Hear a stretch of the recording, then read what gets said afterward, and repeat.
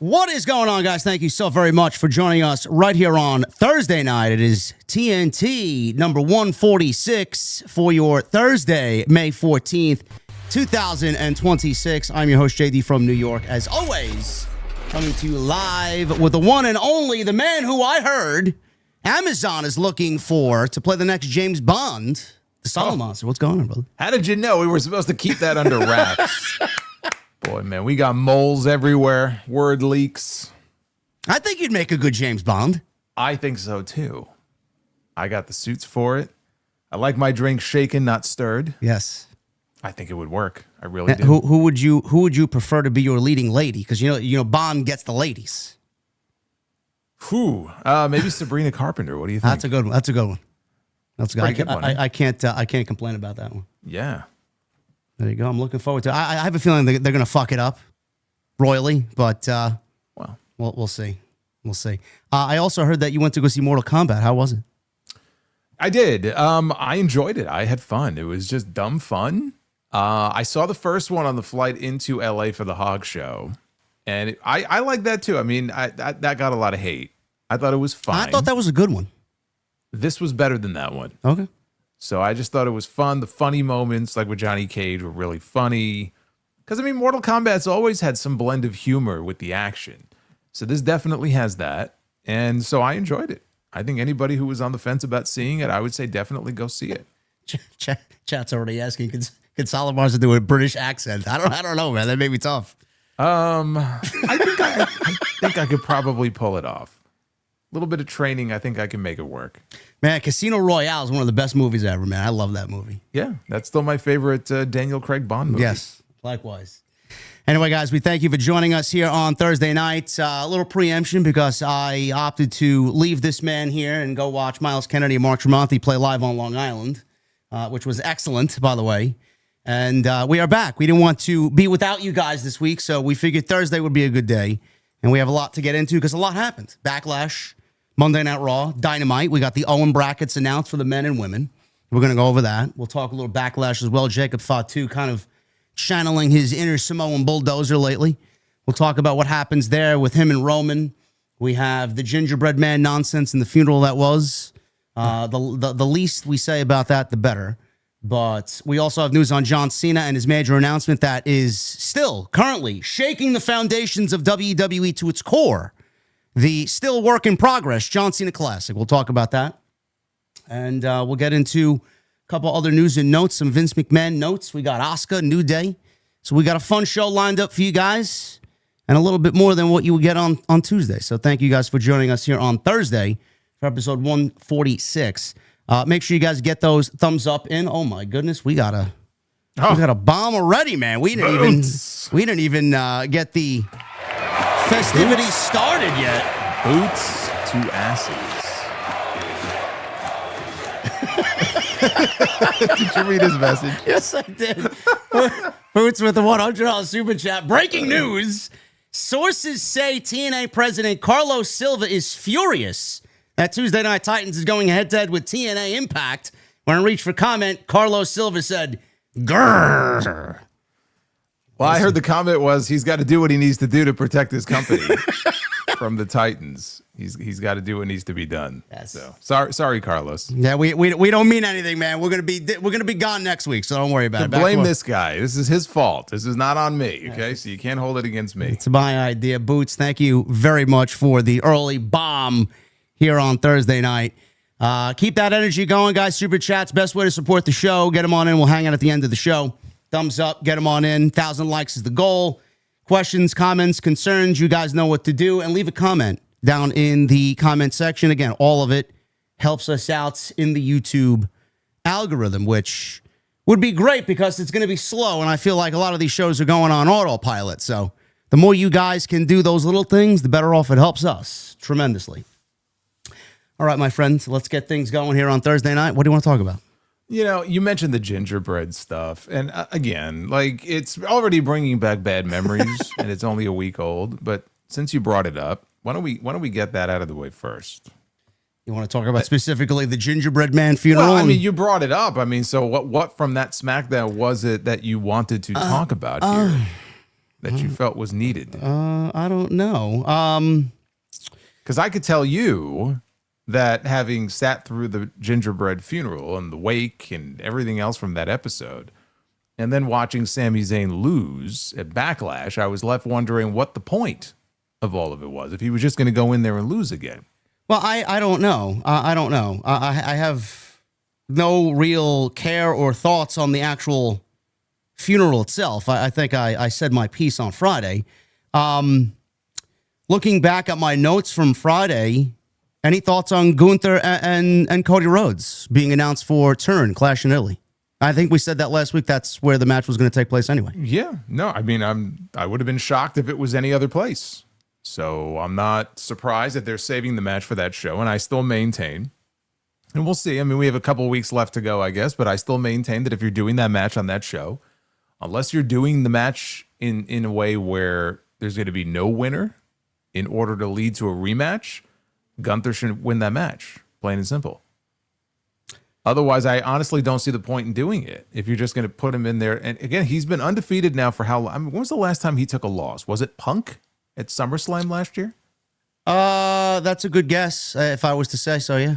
Because I think he came back in time for the John Cena tournament. I think that's when he returned, and he won the tournament, and ever since then, he's been undefeated. So to send him in there against Cody, and I get Cody is like the top guy, no shame in losing to Cody, but I don't see the point. What are you going to send him in there to lose for?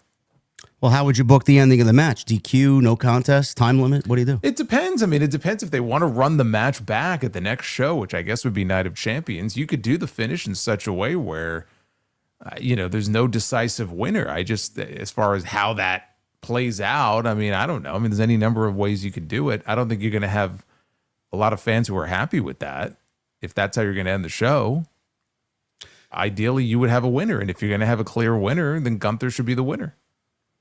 I think the last time he lost, who won? He beat Cody beat Gunther the last time they wrestled, right? At the that's the other thing. So Crown the one Jewel? match they had 2 years ago at Crown Jewel, Cody beat him. Yeah. So that's why none of this makes any sense for him to just go in there and lose to Cody for a second time. Well, I said I don't know when I said this. I don't know if I said it on my Raw review or Friday Night SmackDown review, or if I said it with you. Do you feel like Gunther's like he's like a handyman? Like they send him to Raw, he's got to fill in a gap there, and then to Friday fill in a gap there. It's like he's plugging in the gaps where WWE seemingly doesn't know what the hell they want to do. He's like the electrician or the plumber of WWE. I mean, they're in short order. They're, in high demand. And so whenever you have a need, he'll show up, and it's going to cost you some money, but he'll show up and get the job done. Look, we haven't seen Randy Orton since WrestleMania. You could do the finish in a way where Randy Orton gets involved and actually cost Cody. Or if he doesn't want Cody to lose, he could get involved and prevent Gunther from winning. So that Gunther kind of has that out, that Orton got involved. I just don't know what the status of Randy Orton. Like, is he hurt? Why have we not seen him since WrestleMania? I don't know. I thought this man in the head. I thought, yes. I thought the back issues were just him just over embellishing as fuck over at WrestleMania. I don't know what happened. We didn't hear any reports that he was injured, but we knew he had back Well, there was problems. some talk. There was some talk, I think, from the Observer going into WrestleMania that he was dealing with some legitimate issue. I don't know if it was an injury or just being beat up or whatever it was. So there was some talk about that, but there was nothing serious, to my knowledge, about him going in there with a serious injury. He worked an entire 20-minute match, but we haven't seen him since. And you just look at the way WrestleMania Night 1 ended. It's just unbelievable to me that he kicked this man in the head. He punt kicked him in the head, and there was no follow-up to it. Well, maybe they asked him to take a 50% pay cut. I doubt that very seriously. And he said, "Fuck it, let Gunther retire me in Italy." I don't know. I'd have a lot more respect for him if that was the case. Yes, I'm I don't on know. Randy's side. I don't. Yeah, me too. I don't know why we haven't seen him. I hope we see him very soon. But that's the direction for the WWE Championship. I don't have a problem with it. I just wish that they would give us some solid reason as to why Gunther's all of a sudden going after the World Championship outside of Paul Heyman doing a favor for him. I mean, I was kind of... Well, that's the reason. I was disappointed with it. They've attributed it to that. I mean, that's the reason. Of course, it doesn't make any sense because he was just on Raw talking about he wants to go after the World Heavyweight Championship. Yes. So you're never going to be able to make 100% sense out of it because it doesn't make sense. The Heyman thing is just their way of trying to explain it. But clearly there was, at some point, something happened and there was some sort of pivot because he was talking about going after the world title and LA Knight had interrupted him. And we have not seen LA Knight since, and now Gunther is on SmackDown. So everything got turned upside down. I hear the LA Knight fan base is scared about what's coming next. Their boy may end up getting a pay cut and then walking away. There's a lot of conjecture out there. I don't know. Would that be such a horrible thing if he decided to just go somewhere else? No, it would not. If you're an LA Knight fan, you have to understand at this point, you're never going to see him get to where you want him to be. It's very clear. So would it be the worst thing in the world for him to just take his services somewhere else? I'm not saying I want to see that, but if it came to that, is that really like the worst thing that could happen to LA Knight? Solomon, so this year he's going to win Money in the Bank. I believe it. It's got to be. Sure. Sure. And then I still have that image of his face sitting in the back after in the gorilla position talking to Triple H. Oh, man. Ricky Saints. What do we think of Ricky Saints after 2 weeks, man? Are you impressed after 2 weeks? Is that enough time to judge Ricky Saints on the main roster yet? After no reaction again on 2 weeks, SmackDown? You know what the mistake was? And I said this on my end. I understand introducing certain people like they did Sol Ruka. Like she came out, she confronted Liv Morgan her first night in. I don't think that's something you need to do with every single person who comes in from NXT. They did it with Sol Ruka. They did it with Ricky Saints, right? He interrupted Cody. Part of the problem is like you need to get back to kind of the more conventional way of doing things. And I think it's okay to introduce somebody through like 6 weeks of creative vignettes to really give you a sense of who they are. Are they a heel? Are they a baby face? Are they full of themselves? Like, what's this person all about before they ever set foot in the ring? I always go back to those old Razor Ramon vignettes. Yes. You know how many weeks in a row that aired before he finally showed up on TV? Those were great. Those were great. It was, again, character development. And by the time he was on television, you already had a sense of like who this guy was. And that's what's missing right now. They do it like Blake Monroe. The last few weeks has had some vignettes. I don't think they're terribly creative. They're very like basic blasé vignettes, her, doing makeup, and that's about it. But that's the sort of thing they don't do enough of, I think. I think Ricky Saints, they should have done something like that with him. You don't think Blake Monroe just dressed in a white towel is enough? No, I'm not saying that. I'm not saying they shouldn't do that. I'm just saying, they could be a little more creative. Saying. Yes, I know.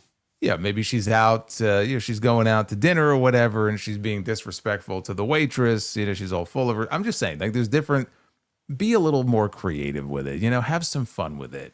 Well, and Ricky could have benefited from something like that. I mean, nothing's going to top those Razor Ramon segments where he was walking the streets of Miami, sitting down at a Cuban restaurant, just fucking abusing the waiter. Or remember when he did he rip the tablecloth out from under? Yes, he did. Right, he did. Yeah. Yeah, they showed him in the car, cruising around, eating at a restaurant. He went to a fruit stand in another one, threw his toothpick in someone's face. So by the time he debuted, it's like, man, this guy's a prick, but he's pretty cool. But you had a sense of like who he, and again, I'm going back many, many years with that, but they've done that with other people in more recent years. I don't know why they don't do more of that. It's like somebody just shows up, Obafemi. That was a special circumstance. Yeah. But Obafemi, he accepted the open challenge of Brock Lesnar at WrestleMania. But then you did with Ricky Saints what you did with him. You did with Sol Ruka what you did with her. Fatal Influence just showed up and they went after the top women in the division. Like, can we at least get some character building with some of these people before they show up on television? Yeah, no, I agree. My favorites were Val Venus in the bush with Jenna Jameson coming up with them. Those are great. Still memorable to this day. That's how you get someone over, man. What is he Jeff about? Jarrett. What does he do? There you go. Jeff Jarrett, like he was going into all these different music studios and acting like he was some big, recording artist. I think he got kicked out of a few places. Like you got a sense like, okay, this guy's completely full of himself. Yeah. And I don't know. I just think it all comes down to characters and character building, and we don't get enough of it. No.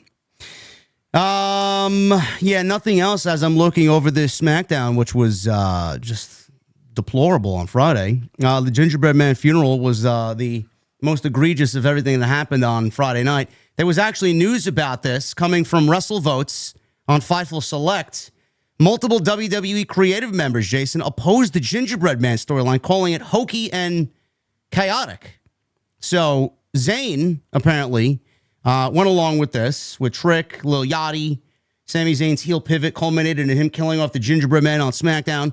WrestleVotes reported that several creative members pushed heavy against the use of the Gingerbread Man gimmick throughout SmackDown. Source close to the creative team described the angle as hokey, and notable pushback was present while the storyline direction was being discussed internally.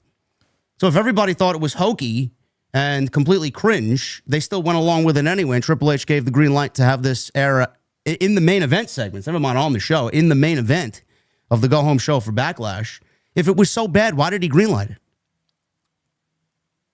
What else is he going to fill TV time with on Fridays? I don't know. A fucking wrestling match? It's a dead show, dude. If we weren't going to get the funeral of the Gingerbread Man, it would have been some sort of bloodline match with Solo Sikoa. It's like all they have. Think about it. If they didn't have the Samoan contingent in this company, what would they do?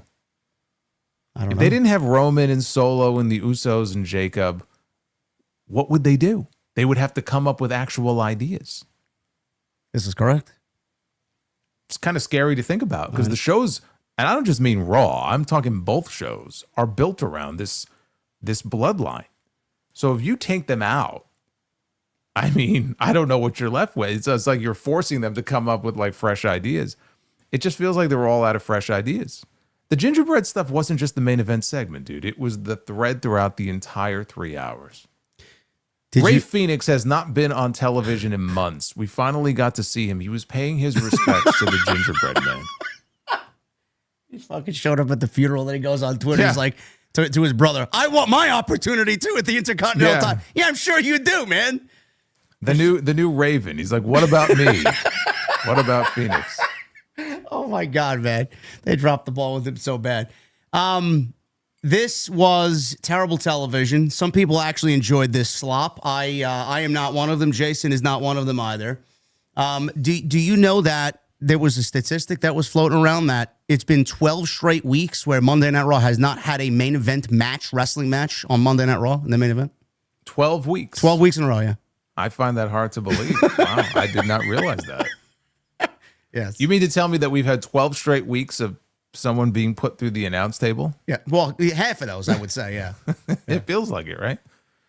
Oh, man. It's unbelievable. SmackDown is unwatchable garbage. That's the best I could say about it. And I'm not really expecting anything tomorrow night either.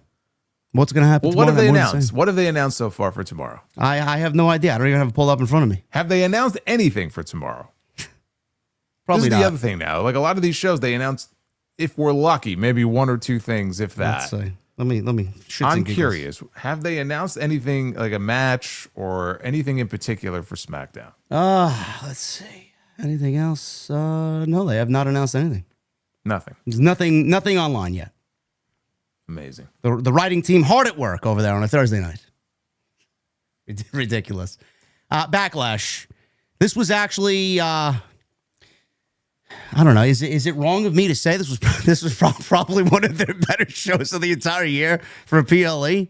It felt like an actual company putting in a little effort for this show. It felt a little better than WrestleMania. I mean, you know, we didn't get 7-minute ad breaks. We got 4-minute ad breaks, but in between we got 20-minute pro wrestling matches, which kind of offsets everything a little bit better than watching a 7-minute ad break and then into another ad and then 7-minute matches, then right back into a 7-minute commercial. But I thought Backlash largely was, I would say, a thumbs-up show, right? It was good. It was basically a glorified Saturday night's main event. Yes. That's what it was. I mean, it was, there was nothing on that show that you're going to feel compelled to go back and watch when this year is over. No. So the matches you got were largely good or very good, even in the case, I think, of Io and Asuka and even Roman and Fatu. I mean, they had very good matches. Nothing out of this world. There were no major angles. There were no title changes. There was really nothing story-wise significant that happened on this show. I feel like if you miss Backlash and you pick back up with the television this week, you probably didn't really miss much. So it was a good show. But again, we're looking at this through the prism of we just had Commercial Mania in Las Vegas. And so it was better than that, where we weren't just assaulted. Like I even pointed out at the beginning of my review, I noticed it right away. The ring mat was a lot cleaner than usual. We had these Riyadh season logos in each of the four corners, but like in the middle, you had the WWE logo. On the turnbuckles, it was just the WWE logo. And I'm like, okay, I noticed that straight away. I'm like, okay, they're not assaulting our senses, with a bazillion different sponsors. So that's nice. And the biggest shock to me, on a show that had Roman Reigns and Jacob Fatu in the main event, they went 18 minutes. Asuka and Io Sky went like 30 or 40 seconds longer than they did. Yeah. They actually got more time than the main event, which I was not expecting. So that was nice.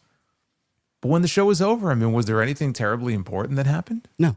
Those B-level shows, there's nothing that terribly important happens. I said the same thing with Saturday night's main event, more like a glorified Raw or SmackDown. Yeah. But the thing is, and I made this a big talking point as soon as I went live on Saturday after Backlash, these shows, I know they use their buzzwords and it's a selling point for the advertisers and all this nonsense with premium live event. None of these shows feel premium. If you're gonna label it and sell it to me and advertise as a premium, you need to give me premium. Now, I don't know how you look at it, and I don't know how other people consume the product, but I have Verizon Fios. I have Verizon Cable, so I get ESPN Unlimited through Verizon in my cable package. So I don't pay anything for these shows. If I had to pay, I would try my best to find a way not to pay because they're certainly not worth fucking $30. Well, I have YouTube TV. And so they still have not worked out a deal yet to get access to ESPN Unlimited. So you have to pay $30. So you're paying the $30. I didn't say that. Oh, because they do air internationally on Netflix. Yep. So if you have a VPN, you can watch it on Netflix. That's correct. As part of your Netflix subscription. Yes. Okay. So that's the workaround there. The other thing is, like, for the $30, it's not per show. It's per month. So because this show was like 2.5 weeks, 3 weeks, I guess technically you get WrestleMania. You got WrestleMania and Backlash together as part of the same month, which was not. I mean, it doesn't always work out that way because they don't always have another PLE 3 weeks later. But I think for your $30, you get both shows. But yeah, I'm still waiting for YouTube TV to work out some sort of arrangement, which supposedly is going to happen by the end of the year. But of course, like if you're one of those people who doesn't have free access to it and you're looking at these cards that have 5 matches on there, you're going to be a little more hypersensitive to like, okay, is this really worth it? Yeah. That's what I said. You got the 2 matches that air on ESPN2. Those are given away to everybody for free. And then you have the 3 matches, which theoretically is the PLE. So the 3 matches that you got, one of them being fucking Danhausen and El Torito, to me, you can like what you like. That's fine. I don't find that to be premium.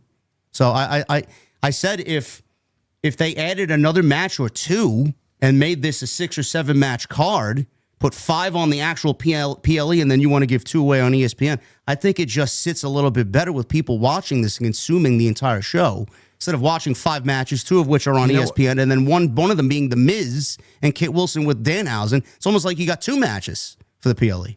You know what, though? As a content creator, I was totally fine with the fact that this show was over. Sure. Before 9 o'clock. Sure. They started at 6. Clearly, they wanted this show done before the UFC main card started. They had a UFC show that night. Well, that's another problem. I hate that too. So I think this ended at like 8:50 or something, and I was like, "Shit, this is great. I'll be live by 9:30." The content creator in me is totally fine with it. But I could see where, again, if you're forced to pay $30 for it, you're going to be a little more hyper. See, what happened is the network spoiled us. Because for so many years, we had the WWE Network, where everything was $9.99. You got all the pay-per-views. You got the archives. You got everything. And then they decided to carve it up and put content here and put content there, and you got to pay for this subscription service and that one. And it's like they gave it to you and they took it away from you. So we were all spoiled for so long. We didn't know what we had until it was gone. So we're going to be a little more hypersensitive now when it comes to spending $30, especially today, on a show that frankly may not be worth $30. And that's just the way it is. It's just the reality of it. People are going to make decisions based upon whether or not they feel these shows are worth it or not. I really wish he would add a match or two and really make these shows feel a little bit more substantial. I don't know why. Nobody's asking for a 14-match PLE. No. I don't know why. I don't know what Bruce is like. Nobody wants to watch 5 hours of pro wrestling. We're not asking for 5 hours of pro wrestling. We're asking for another match or two. That's all we're asking for. And not, like Jason said, nothing happens on these shows that forward any storylines. It's just match, result into a commercial, and then right into the next match. So I would like more important things to be happening on these shows. Rollins and Breakker opened the show. Braun Breaker, he got the win over Seth Rollins. I thought this was a decent match. You can obviously see the ring rust in Braun Breaker. There was a couple of miscues in the match. Nothing that was too bad. The right guy won here. They went 21. I mean, does not put this all on Braun Breaker here. I mean, you had Seth Rollins trying to be Will Ospreay at one point, and it didn't work out too well. And then, Braun Breaker, to his credit, he decided, okay, I better do a standing moonsault here. So on both ends, there were a few rough moments. And even still, I still thought they had a good match. Yeah, they had a good match. Braun Breaker won in about 21 minutes. Right guy won there. Obviously, the feud will be continuing. Whether they do the next match at Clash in Italy, that remains to be seen. I'm assuming they will. So he won there. Trick Williams and Sami Zayn for the United States title. That was the second match on ESPN2. Trick Williams retained the championship. They got almost double the amount of time than they did at WrestleMania. Trick retained over Sami. And like you mentioned, they did the whole funeral and they did all that nonsense only for Sami Zayn to lose. So what was the point of everything? I don't know. Don't know. When SmackDown was over, Sammy was flat on his back after being assaulted by Lil Yachty and a candy cane or whatever it was that he hit him with. And then he just goes in there and loses. So to me, that's it. It's over. Yeah. He's lost 2 matches now. I have no idea where Sammy goes from here. My guess is they're going to continue with this. They're going to try to get a third match out of this. But he's lost twice in a row. What the hell would be the point of even continuing this at this point? Sami Zayn went on to say with the Toronto Sun that he is not heel and he disagrees that he's a heel. Do you think he's a heel? He hasn't done anything to turn himself heel. So he himself is not acting heelish, but the fans are going to side with whoever they think is the cool guy. And right now they're totally into Trick. So I think you'll start to see Sammy lean a little more heavily. That's why I said, if you did that finish in a way where Sammy cheated to win, he took a shortcut instead of being so righteous, that would have completed the heel turn. Because now he realizes I have to do what I need to do to get my belt back. You could have put the belt back on him and it wouldn't have hurt Trick. It just would have dragged things out a little bit longer. And then eventually Trick would win the belt back. They chose to go in a different direction. That's cool. That's fine. But to me, the feud is over now. You've gotten 2 matches out of it. He's beaten him both times. That's it. It's over. It is over. And hopefully the United States Championship Open challenges are over too. And he keeps his promise about not doing that or reopening that. So we'll see what happens with that. Danhausen and El Torito, Minihausen versus The Miz and Kit Wilson. This was the big storyline on SmackDown where Danhausen tried to clone a tag team partner in a makeshift lab on Friday Night SmackDown. So let's pause there. So people don't think we're being overly negative. When we talk about the gingerbread man and how awful that stuff was, you have to understand that it came on the same show where Danhausen was in a makeshift science lab with a cloning machine and various vials of substances. And son of a bitch, do you remember last week on TNT when I brought up the laser balls from Spencer Gifts? Yes. And I'm watching this segment, and what the fuck does Danhausen have there? He has one of those balls. I'm like, that's eerie. That is eerie. So yes, he's doing his little science experiments and all this goofy shit. And again, I like Danhausen, but when you're doing that on the same night that you're paying tribute to the gingerbread man, you can see where that would be a bit much. Yeah. To have all of this on the same show, where it's almost like it's not even a wrestling show at that point. It feels like a parody of a wrestling show. Well, people don't think that way though. They think that we're complaining because we hate everything. It's no, it's too much. And then we go into Saturday and then we see this nonsense. It's back-to-back nights with 3 different segments. I don't want to see that. But he had El Torito come out of the makeshift crate, the cloning device, and people booed because they expected Jelly Roll. I know there was a report that went out, and I used the Bret Hart gif from the Hulk Hogan documentary, and I expected it to be something of substance. Jelly Roll, I don't know if Jelly Roll would have been worse or better than El Torito. No, you, and we talked about this last week. I thought it was going to be Punk. Yes. And I told you you're out of your fucking mind. And you better temper those expectations. Well, at least Punk would have been premium, even if he would have been in face paint or not. Well, you could have met him halfway. It could have been like a miniature CM Punk. Sure. See, that would have been funny. If you had like a little mini Punk come out, it's clobbering time. You know, he's like 3 feet tall. Like that I would have laughed. At that, I would have laughed. Well, it ended up being El Torito. It wasn't either Punk or Jelly Roll. So this match went 11 minutes. It was the typical Danhausen comedy stuff with The Miz and Kit Wilson. There was a point in the match where Kit Wilson led El Torito back up the aisleway, and he threw him back into the cloning machine, only for El Torito to come out of the cloning machine with 6 other Mini-Hausens. So I think people at that point thought it was going to be someone else too, and then the real tag team partner would come out, and we only got more miniature versions of Danhausen.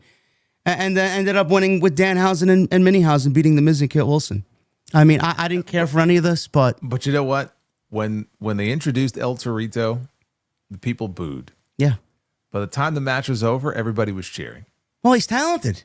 So, well, I'm saying it's not just that him. Like even Danhausen, they were into Danhausen. So when the match was over, the fans were into it, and that's a credit to them, and that's great. But of course, initially when he came out, there was this mass wave of disappointment. Like, this can't possibly be it. But it was. It was. There was nobody else. There was no, like, hey, this is a red herring and here's the real guy. Like, no, this was the idea the entire time. And so I don't know why this had to be a mystery gimmick to begin with. Because they have to know, like when you do any sort of mystery, like you're setting people's expectations, like, oh, who could it be, right? And they're all wondering, like, who's it going to be? They had to know that there was going to be some level of disappointment in this, and they did it anyway. You know, they hyped this up as a mystery all week long, and this is what they came up with. And again, for Danhausen, if you know what Danhausen is, it works for him. He's super over. Like, I'm really happy for him because there were a lot of people doubting whether or not Danhausen would work in WWE. And I always felt like WWE way more than AEW was like a better fit for a gimmick like this. So I always felt like he would find success. I didn't expect him to have this much success where he was, what was he, number 3 WrestleMania weekend and like top merch sellers behind Punk and Cody. That new shirt that they put out with him, I think is number 1 on the website right now. Yeah. And so of course they're giving him multiple segments on the shows, and I'm like, I'm happy for the guy. You know, he's killing it right now. He's entertaining. I don't dislike the gimmick. I think it works, and obviously he's working for a company that is very business centric, so they know how to promote it and use it to their advantage and make money with it. The thing is, and this was a big narrative going into Raw and coming out of Backlash. Genuinely curious to see if you feel the same way. I mean, is it still innocent to a point now, or is it a little, or are they kind of encroaching on a little bit too much Danhausen? Yeah, I mean, it feels like they're approaching that territory where they're going to overexpose him too much. Yeah. So I do think you want to dial it back a little bit. I don't know that he needs to be on both shows, for example, every week. He wasn't on Raw Monday night, so that was good. So yeah, you just got to make sure you don't throw him out there too much to where people start to resent him. But there is a role for him on the show. You don't want to overload the show with comedy. So when you have a show where you have the Gingerbread Man and you have Danhausen and you have R-Truth and you just get to a point where it's like, when is too much comedy too much comedy? Like, there's a place for it on the show, but the problem is, I feel like it would be more tolerable if the rest of the show wasn't so terrible. Yes. That's the problem. Yes. The rest of the show is like you're searching for something to just kind of cling to, and there's nothing compelling on this television show. And then they flood you with this comedy crap. They have to get all the other stuff on the show. They have to figure out, like, what is SmackDown's identity? SmackDown has an identity crisis right now. I don't think they know what they want to be on Friday. They're still trying to figure it out. And so they got to figure that out because it's in its current form, the show is practically unwatchable. That's why I was actually very happy to see O'Shea Jackson with Ariel Helwani, and he actually flat out said SmackDown fucking sucks. He basically said it, and somebody with that type of influence that WWE has invited to the show said that publicly. I doubt it's going to change anything, but we need more people to stand up like that and say, this is not what we pay for. This is not what we deserve better. The show is just in a terrible spot right now. I said the same thing. If they added 2 more matches to this show, the Danhausen match would have been as innocent as anything. The fact that it was a part of a 5-match PLE and that was one of the matches for 12 minutes that we got, it stuck out like a sore thumb. Asuka and Io, this was my favorite match of the entire night. They went 18 minutes. 18. Yeah, 18 minutes. I think it was like, I think the main event was like 18, I don't know, 10 or something. And then 18, their match was like 18:03 and they went 18:06. 3 seconds longer. No, I thought it was like 1840 or something. Okay. But whatever it was, maybe it was 30 seconds longer. But again, they got plenty of time. I was not expecting them to get 18 minutes on this show. So let's talk about this. So had they done this match at WrestleMania, they would not have gotten 18 minutes. No. However, we very likely would have gotten Kyrie on the show. Yep. And we would have had a proper payoff to that story that they were building up for all those months. So that's the trade-off. You end up with a shorter match, but you get that storyline payoff, or you don't get the storyline payoff, and you do it at Backlash, and you get a longer match. So pick your poison, right? It would have been nice to get the storyline payoff. Like, what a great moment that would have been. Yeah. Even as great as this match was, it was still, when it was over, I felt like it's missing something. So that was the only thing. As a match, it was very good. And then, of course, we had the post-match stuff, which has turned into a whole story unto itself, where Asuka, who only a week earlier on Raw had called Io her greatest disappointment, is suddenly embracing her. And she's like all smiles and she's all emotional and they're all like lovey-dovey and everything's just back to normal. And then Asuka's waving to the crowd and I'm like, okay, something's going on here.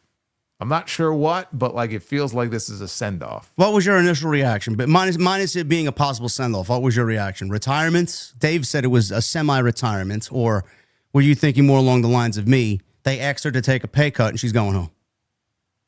I was thinking more in terms of retirement, or maybe her not being happy about the Kyrie situation and just wanting to leave for a little bit. Yeah. Because the Kyrie stuff had just happened. So I'm not sure about a pay cut, but my sense of it was that we're not going to see her for a while. That was my sense of it when it was over, just the way she was acting. So the match itself, though, they went out there and they had, because it's a match I was looking forward to seeing for a very long time, and they kind of stayed away from it. So I'm glad we finally got it. And look, if that is her last match for at least for a while, she went out on a high note. You know, she had a really good match with someone I'm sure she's very close with, very good friends with. It's just a shame that we couldn't get the ending that I think a lot of us were hoping to get with all 3 of them involved. If Asuka was to retire at Backlash, Royal Rumble winner, Money in the Bank winner, multi-time tag team champion, women's champion, 510 days as NXT women's champion, probably the greatest reign that they've ever had down there. Most dominant reign in women's championship history in NXT. She's a Hall of Famer if she retires on Saturday's Backlash show, but I don't think that's the end. Apparently, it looked to be a send-off. Fightful and Sean Ross Sapp said that people in the company do not believe Asuka has had her final match. Another response here was that her popularity amongst the locker room is large, and they spoke very highly of her and working with her. One WWE higher-up said that Asuka's performance over the last year specifically was always reliable no matter what they threw at her, and said WWE was very happy with her. Now, she did sign a new contract back in the summer of 2024, a new long-term deal, which people were saying that it was rumored to be 5 years. Same thing happened with the New Day. They signed in October of 24, and they were asked to take a pay cut. I was going to say, these long-term deals, they really aren't even worth the paper they're printed on. No. Unfortunately. So yeah, that was rumored to be 5 years. Farewells happened in the locker room and on social media. A number of sources, Fightful say, indicated a lot of frustration around Kyrie's release. Did not communicate if Asuka herself had expressed those frustrations. I'm sure she did privately. I'm sure she was very upset about that, as were a lot of people. And a specific point of frustration emanated from the television time given to Asuka and Kairi without actually paying off Kairi's part of the story, which goes without saying. You know, I thought it was a pay cut thing. I thought it was also a mixture of the Kairi Sane thing, but I think Sap put something out saying that it was not a pay cut thing and that she's going back home to Japan to take care of a family issue. And the same thing actually happened with Okada, who was supposed to wrestle Darby Allin last night on Dynamite. Takeshita filled in. He went back home to go take care of a family matter. So we wish both of them the best. But a lot of people, Jason, feel like she will be back after some time away. I hope so. I hope that's not the end for her. It would be a loss for that women's division at a time when, man, doesn't it feel like the whole situation has been flipped from what it was just a couple of months ago as far as the Raw women's division and the SmackDown women's division, where we were then as compared to where we are now? Yeah, oddly, it feels better on Friday than it does on Monday. So losing Asuka is not going to help. No. Yeah, that women's division, not that she was in the title mix at the moment, but still, I mean, they can ill afford to be losing people. They've been without Stephanie for a little bit and Asuka now going away. But yeah, I mean, hopefully that's not the end for her. I still feel like everyone's making something about her age. She's 44. It's like, you know what? In today's WWE, that's prime age on the men's side in the main event scene. So to me, that doesn't mean anything. Who gives a shit? She's still one of the best wrestlers in the company. Yeah, I mean, but people were making hay about that, and it's like, who cares? That doesn't matter. If she still wants to wrestle, she can still do it at a high level. Hopefully, we will see her back at some point. I hope that is the case. John Cena, his groundbreaking announcement that happened on Saturday night was not what the IWC made it out to be. Everybody thought it was going to be earth-shattering. Is that what he said? Earth-shattering? He used all the words you could think. Epic. Historic. Everything, every superlative you could think of, he was using to hype this thing up. Epic, groundbreaking, historic, work in progress. That's exactly what the changing the landscape. Yeah, all of it. Yes, I don't know why they do this. No, it's awful. I don't know what. It's terrible. I don't like you. You will never, ever, ever meet people's expectations when you hype something up like that, and you know you can't possibly deliver. I don't know why they do it. Well, everybody said it was going to be Club WWE. There was like a commercial for Club WWE, and they kind of let you in on what they're going to be doing there. But it wasn't his actual announcements. He announced the John Cena Classic, which he announced Saturday at Backlash after the Io and Asuka match.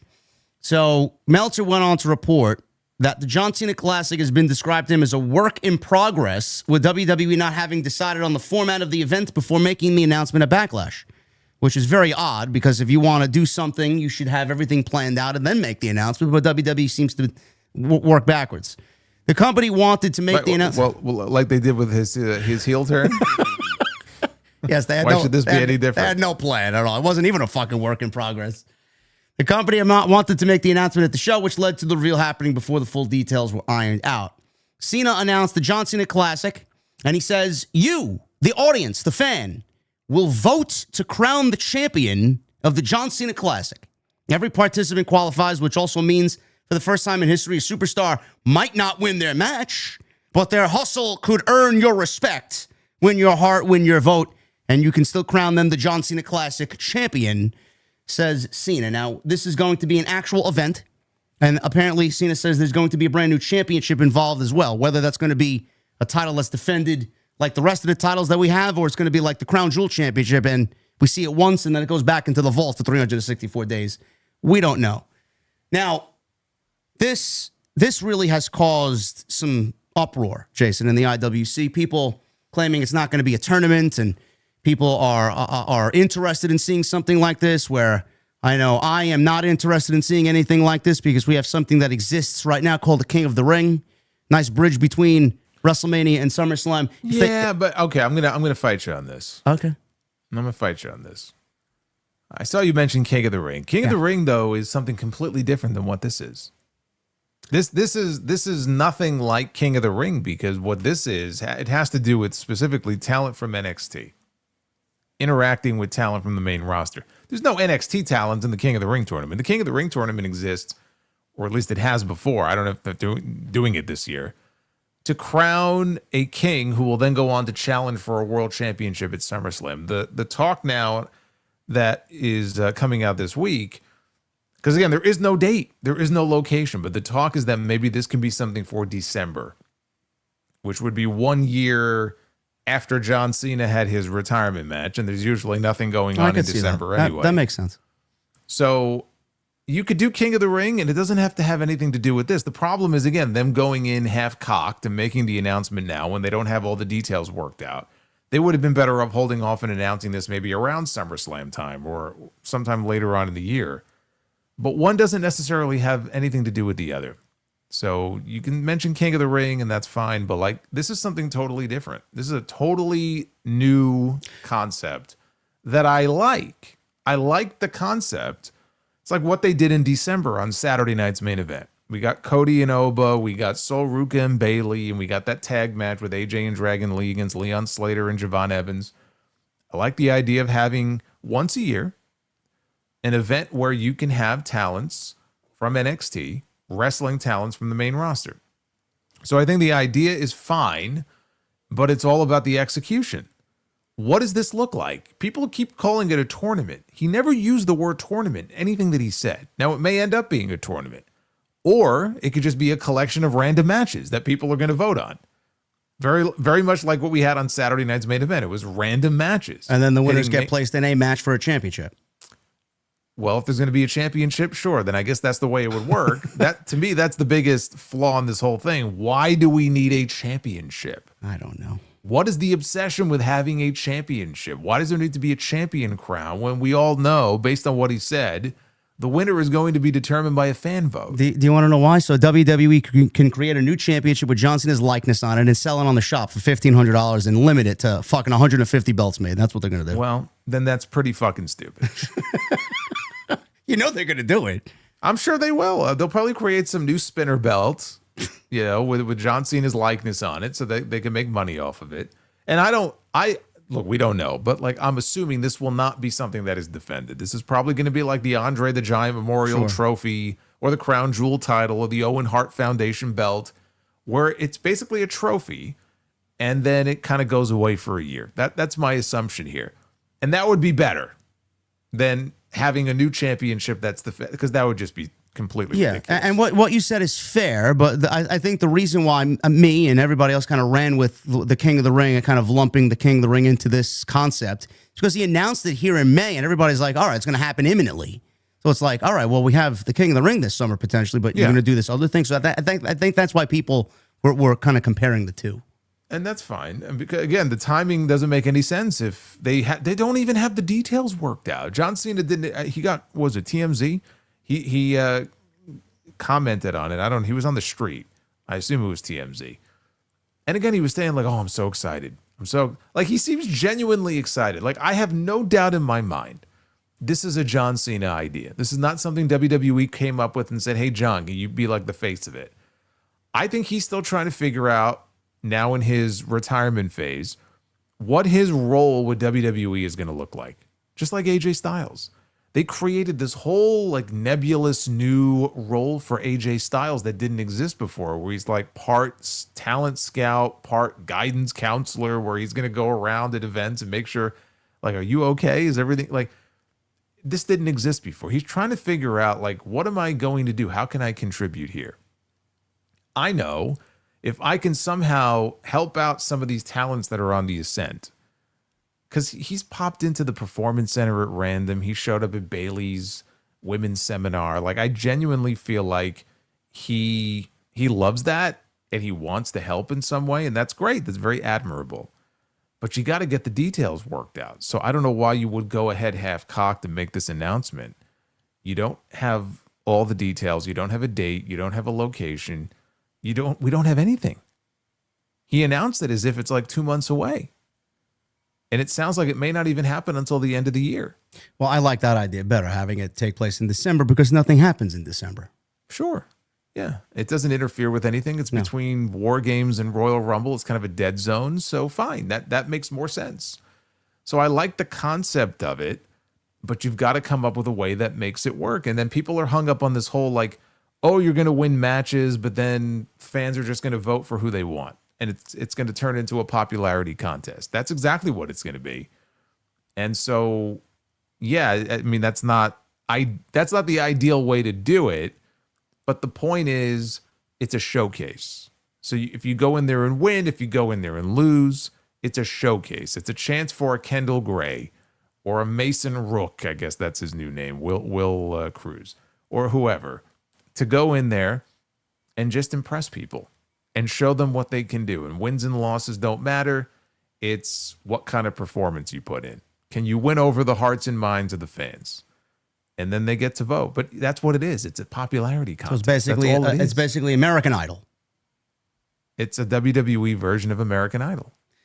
Yeah, that's going to be a disaster. I don't know how they're going to swing that. I don't like that. If someone wrestles terribly that night and gets voted in because the fans want them there, then they move on and someone else is getting the shaft. You know, they tried this with Taboo Tuesday and Cyber Sunday. How much power did Vince McMahon give the audience to vote on whatever happened on those shows? Not much, right? It was just gimmicks and stipulations? Yeah, and supposedly the voting was legit. That's what they always say. Believe it or not, the voting is legit. The voting is legit. The thing, I never liked those shows. I know some people like that. I fucking hated those shows. Because back then, this is pre-network and all that. You had to pay for these fucking pay-per-views. You had to pay like $50. I don't know about you. I don't like the idea of paying $50 for a pay-per-view where I don't know hardly any of the matches. So to me, I never liked that concept. I always felt like it's better as a TV concept. You want to have like a themed episode of Raw with fan voting. They could vote on some of the matches. Go for it.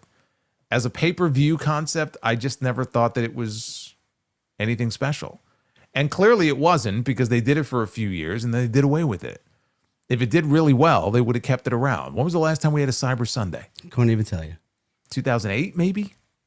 Maybe 2009? I think it died around that time. There's a reason it died. If you want to resuscitate it for a one-night-only event, fine. I don't know that this is the way to do it. I know they want it to be interactive. They want the fans to feel like they got some skin in the game. I get that. But there's got to be a better way to go about doing it. The idea of doing matches and then having people just vote in whoever they want to vote in anyway and stuffing the ballot box and whatever, it just sounds like it's going to turn into a shit show to me. That's what I feel like it's going to turn into as well. We don't know how the voting is going to take place, if it's going to be just genuinely on social media or if it's going to be through Club WWE. We have no idea. They have no dates, no venue, no formats. All I read today is that Netflix is heavily interested in televising the event. So we'll see what happens with the John Cena Classic. I like the December time frame. I think that gives them more than enough time to iron out all the details and get this thing the way that it needs to be. Does the winner just receive the John Cena Classic title, Jason, or does the winner maybe get something else? Maybe it kind of bleeds into the Royal Rumble, maybe something as far as an inclusion in the Royal Rumble or anything like that. You up for that or no? I think if it falls at the end of the year, sure, you can tie it into the Rumble in some way. You can't just have random NXT cameos in the Rumble, though. You know, you would have to reserve it to the winner. Also, like, are we going to have a male winner and a female winner, or are we just going to have one winner? Right? They haven't specified. They have not specified. I don't know. I would imagine we would have one of each. That's kind of how LFG works. Yep. So again, but that's what I mean. Like, a lot of the details haven't really been worked out yet. Like, so if somebody wins and they get a championship, wouldn't it mean more if by winning it fast-tracked them to Raw or SmackDown and they got a contract, like a main roster contract? That makes sense. I don't know. Wouldn't that be a bigger deal? Yeah, that would be a much bigger deal. I don't know if they want to kind of jump all those hoops so soon. Well, maybe they should think about that. Shawn Michaels was recently quoted saying that he feels like an NXT talent needs at least 3 years in NXT before they go to the main roster. I don't think that's true for everybody. Me neither. It's probably true for most, but I don't think that necessarily is a one-size-fits-all thing. I think there are some people who probably need more than 3 years. And then there are people that probably don't need more than maybe 6 months or a year. Sure. How long was Braun Breaker down there before they called him up? Just about that time, right? Well, I mean, he debuted there right when they blew it up. And we had the beginning of the 2.0 era. So that was September of what, 21? Mm-hmm. And when did he debut on the main roster? It was at least 2 years. 2 years ago, yeah. So, yeah, he spent some time down there. But look, they brought in guys from the Indies in the old NXT, the Black and Gold days, and you have Finn Balor and Sami Zayn. They must have been there for a good 3 years. They were. Before they finally got called. Now, Kevin Owens, so this is what I mean when I say it's not one size fits all. Kevin Owens debuted, and within 6 months, if that, he was on the main roster beating John Cena. Yeah. So you can't just say that everybody needs to spend this much time in developmental. It's going to be different, based upon who you are. So yeah, that's the latest in the John Cena Classic. No other information has been made available, and we will continue to keep you guys updated on that.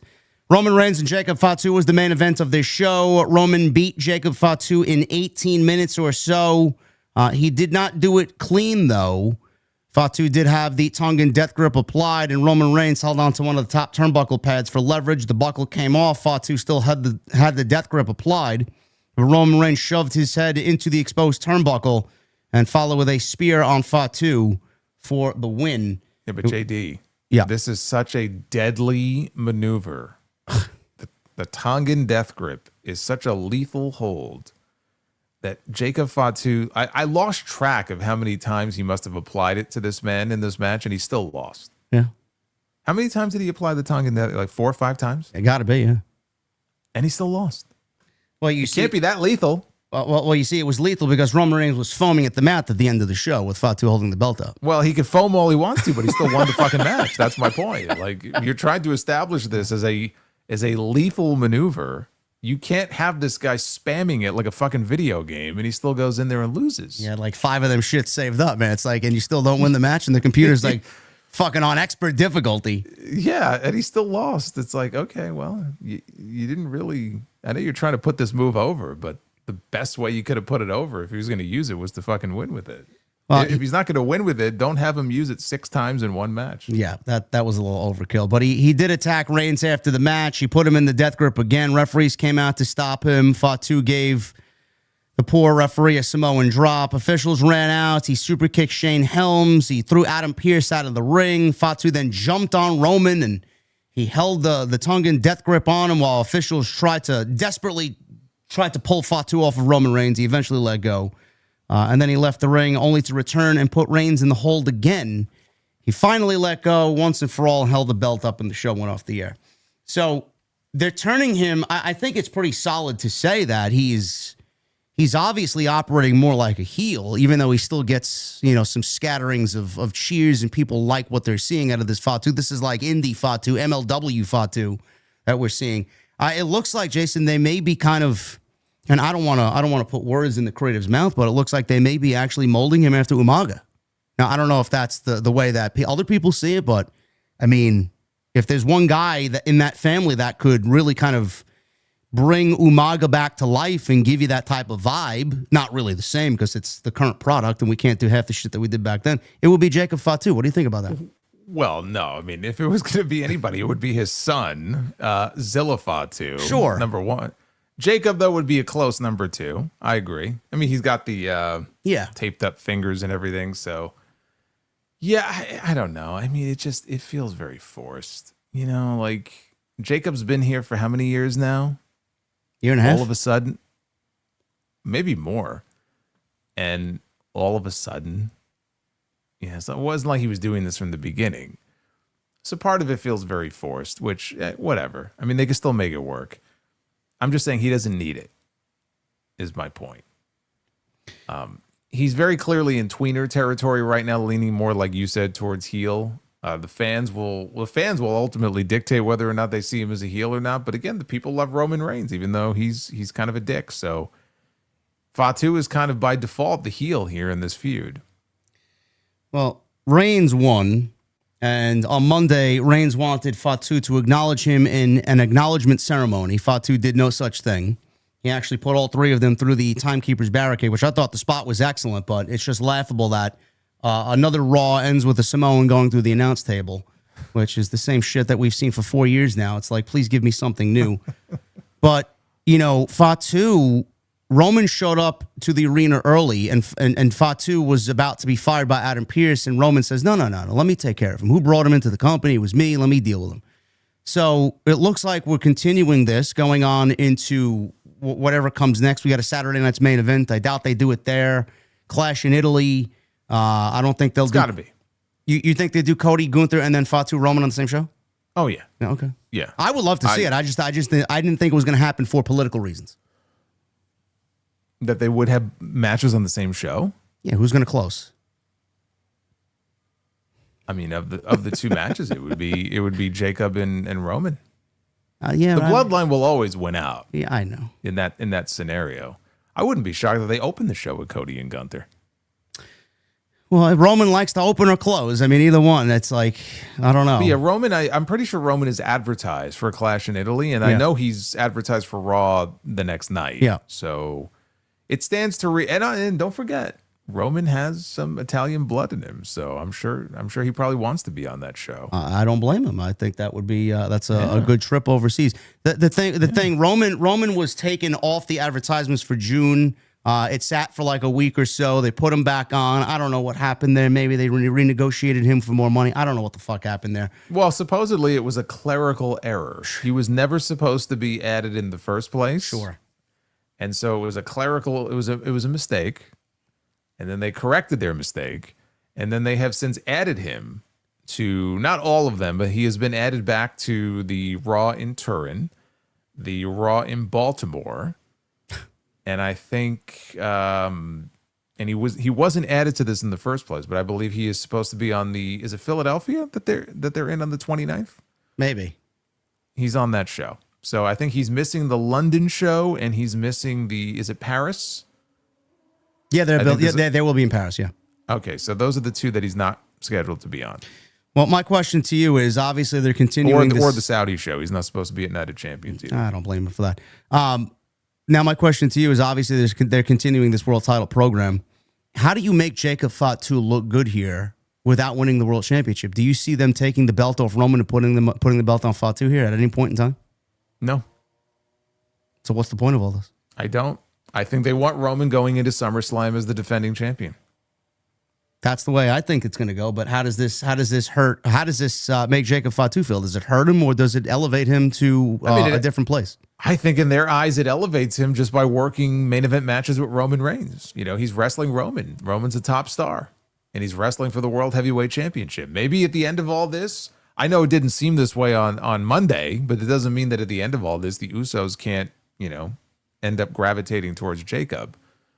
So maybe the end result of all this is that Jacob ends up forming his own little crew, even if he doesn't win the title. I think that's still possible.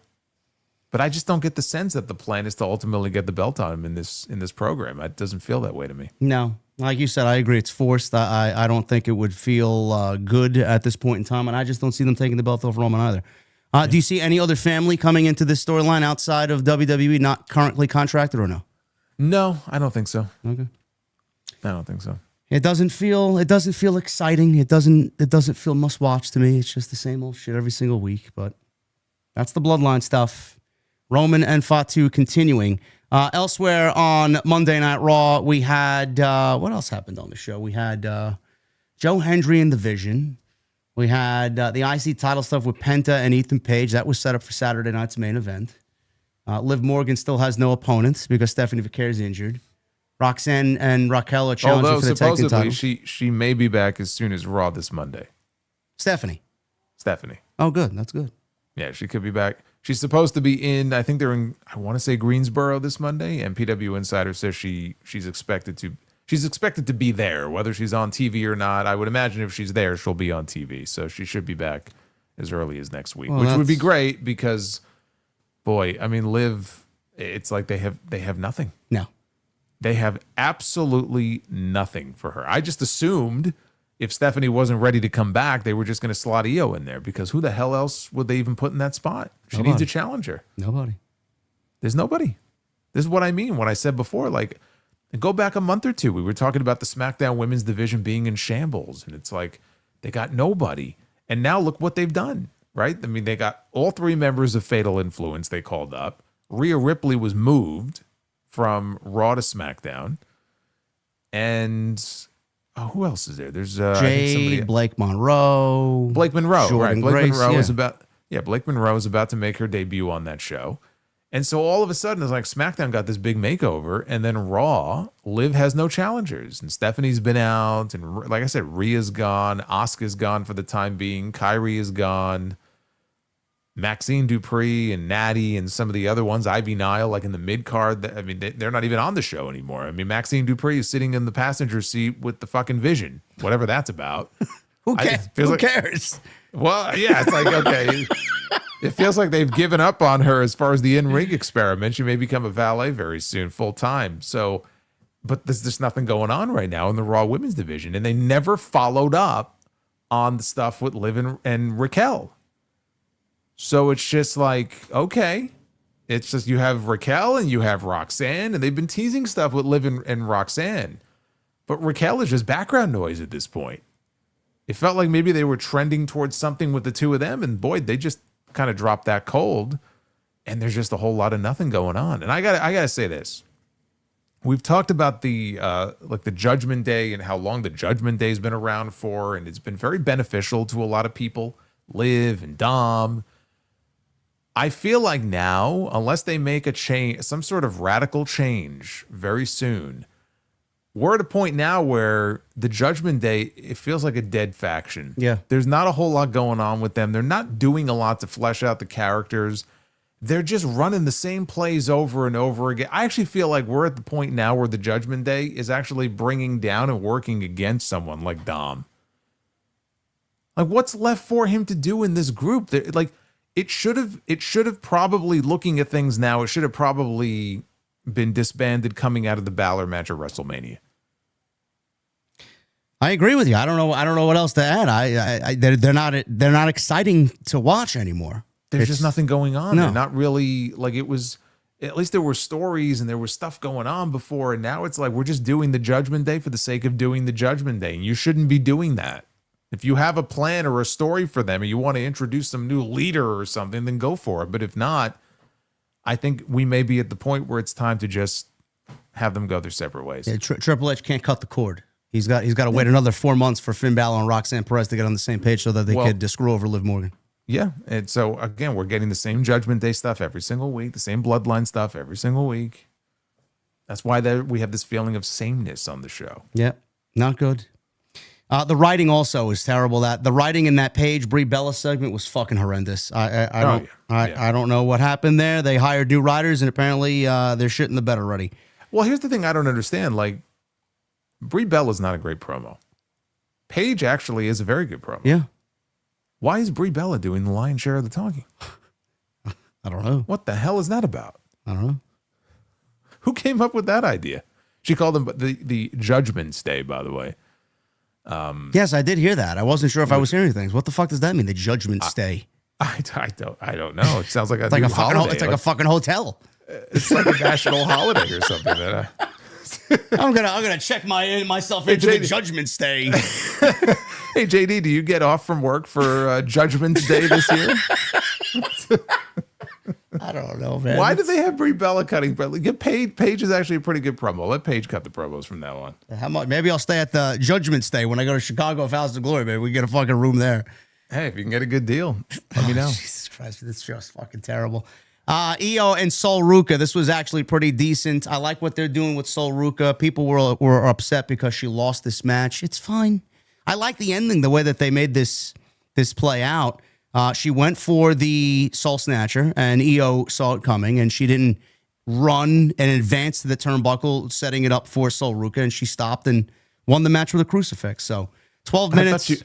I thought she botched it again. Me I was too. like, oh no. But then I saw what they did. I'm like, okay. All right, that would have been bad. 2 weeks in a row, that would have been very bad. Yeah. So, I mean, this is typical WWE. Io wins, and then directly in the next segment in the backstage, Io's like, I can't wait to do this again. You're a future star. Like, thank you for telling me. Thank you. So, obviously, you see what they're doing there, and they're setting up Becky kind of being a thorn in Sol Ruka's side. So, they're setting up for a possible IC title feud there down the line. Maybe going into SummerSlam. We'll see what happens. Obafemi's Open Challenge. This caused some discussion on social media. What do you make of him squashing Jason Angel and Berto in this Open Challenge? I take that to mean that Angel and Berto, their future is looking very bleak. Endeavored? In this, Yeah, probably very, very soon, I would imagine. But also, yeah, I defended this open challenge when they first announced it because I thought, okay, it's a way to get Oba on TV and he could face maybe we get some fun matches out of it. And maybe they terminate it by the time we come around to the King of the Ring. If they do King of the Ring, I still feel like he should be King of the Ring if they have one. Again, I'm going with the Brock push. I know you feel differently, but I said, okay. And the match with Otis was fun. Yeah, because Otis is a fucking human school bus. That's great. And then I saw what they did this week, and I said, holy shit. They're out of ideas. Already? In 2 weeks? They're 2 weeks. They're already out of ideas. Oh, my God. They didn't even have an open challenge. You had to go grab them from fucking Gorilla. They were talking to some very lovely ladies there in their street clothes, and he just said, fuck this shit, man. Nice old cock block by Obafemi. Destroyed them in 51 seconds. And, and then they had the gall after this terrible segment to announce that next week, Obafemi will have another open challenge. And I'm like, after giving us what you gave us this week, is that supposed to entice us to want to tune in to see? I mean, there was nobody to accept the open challenge this week. What is this accomplishing? I'm hoping. Well, the idea behind what they did was it's supposed to establish his dominance and show that he's this feared, intimidating monster of a man. That's the idea behind it. He beat Brock Lesnar at WrestleMania. Right. What else can we do? Well, yeah, that you already did that at WrestleMania. I think you pretty much established it there. But I think that's the idea behind it, coupled with the fact that they probably just don't know what to do with him because, again, he's not wrestling Roman. If we're being honest here, he should be wrestling Roman. Like, logically, storyline-wise, you beat Brock Lesnar at WrestleMania. So what's the next step? What do you do next? You called out the Beast. You beat the Beast. Who do you call out next? You call out the top guy. Clearly, they weren't going to do that. So what's plan B? This is plan B. There's nothing else they were going to be able to do with him that was going to really satisfy people or feel like it was worthy of this Obafemi push. You can't just have him, I want to challenge Penta for the Intercontinental title. Who gives a shit, dude? Like, that's what I would have did. I don't know why they didn't do that. Well, why would he call out Penta and not call out Roman? Just logically, it doesn't make any sense.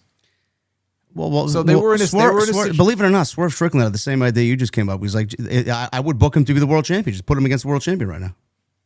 Well, I mean, I would hold off on it until SummerSlam, but yeah, that's the idea. That's the idea. Like, don't be afraid. If you want to push this guy, then push him. And maybe you can get away with for a few months. He doesn't call out Roman. He does his own thing. But at some point soon, it only makes sense that he would call out the top guy and he would go for that top championship. But in the meantime, you've got to find something for him to do. This is their way of getting him on television every week. What I would do, and I hope that they're planning on doing this, because it's very clear if you just keep it to Monday Night Raw, there's nobody. Expand the open challenge out beyond Raw, right? Have somebody from, I don't even know who, but have somebody from SmackDown, maybe even NXT, some big guy from NXT, but have different people. Try to think outside the box and come up with some fun open challenge matches before you end this thing. I don't know what they're going to do next week. If they keep it to Raw, who could come out next week? I mean, Sheamus would be great, but I don't know what his injury status is. I don't know how I don't get the sense he's ready to come back just yet. Who could come out next week from Raw and accept the open challenge and be like, oh, wow, look who's accepting the open challenge? Listen, who would that be? There is nobody. We said this last week. There is nobody on Raw. The thing is, they need to have fun with this. I don't expect WWE to go out and get fucking, the top talent on the indies to come into the WWE for a one-night payday against Obafemi. But if they want to go out and get a Braun Strowman, we mentioned, I could absolutely see Omos. He's working AAA. Bring him on in. Sure. Have him go 5-6 minutes with Omos. I think that would be a really fun match. There is nobody. The thing with this is, and I said this on my end on Monday, and I'm genuinely curious to see what you think. Now, I'm glad that we got the match at WrestleMania with Lesnar and Femi. I thought it was, out of everything we got besides Punk and Roman, it was the best thing that WrestleMania had to offer. Triple H needed to book that match, in my opinion, because he needed to save face, because WrestleMania wasn't really feeling WrestleMania-esque, and Brock and Oba really did a great job for 5 weeks building to that match, and what we got was great. But looking back at it now, there were a lot of vocal people saying that we should save this for SummerSlam, save it for Minneapolis. Brock, have Oba retire Brock in Minneapolis, and goodbye in August. Looking back at it now, do you think that they made a mistake by booking it so soon and not waiting till SummerSlam? Because now look at what we're getting. It's like they did everything backwards. No, I still feel like, to do a big match like that at WrestleMania makes sense. It's really incumbent upon them to just have a battle, if you're going to do it, to have a battle plan or a roadmap for where you want to go coming out of WrestleMania, right? I don't think they're wrong for wanting to give them a big win over Brock on their biggest show of the year, right? I'm not going to fault them for it. I gave them a lot of credit. It's the one thing they got right going into WrestleMania this year. Every step of the way, every segment, right on through the match of WrestleMania was great. So you've just got to sit down and put your heads together and figure out, okay, where do we want to go with him? Do we want to put the world championship on him this year? Do we want to drag it out until WrestleMania next year? Like, I would hope they've already thought all of this through and they have an end game. And now you have to figure out how do we basically occupy his time between now and then without cooling him off? That's the challenge. It was always going to be a challenge. I'm not saying it's easy. A guy like him, it's not going to be easy to figure out what to do with him in the meantime. But you can't do this every week. Like, you can't have him in there with Tozawa or the Creeds or the War Raiders. Like, you're going to have to shake it up and do some, like you said, do some fun stuff, come up with some fun opponents who maybe actually give him a little bit of a challenge. That's the other thing about this open challenge. At what point does somebody accept the open challenge and get in there with him and actually kind of knock him back on his heels a little bit to make things a little more interesting? Because if he just goes out there and kills people every single week, that's going to get old. Of course, it's already old. It's Ryback formula all over again. So that's why I mentioned someone like Sheamus, who we know Sheamus may not beat him. But boy, Sheamus is going to go in there and give him a real challenge. And that could be fun. But if not him, if he's not physically ready for that, you got to find somebody who can do that. You mentioned Omos, right? Yeah. That would be an obvious one to do. And just the visual of him being dwarfed by somebody, right, would be kind of unique. And that's cool. So but that's along the lines of what they should be thinking about doing. But how many more weeks of this are they going to be able to get out of it? Well, maybe a month? Maybe less than that. I don't know. I think 2 or 3 weeks left, maybe, if that.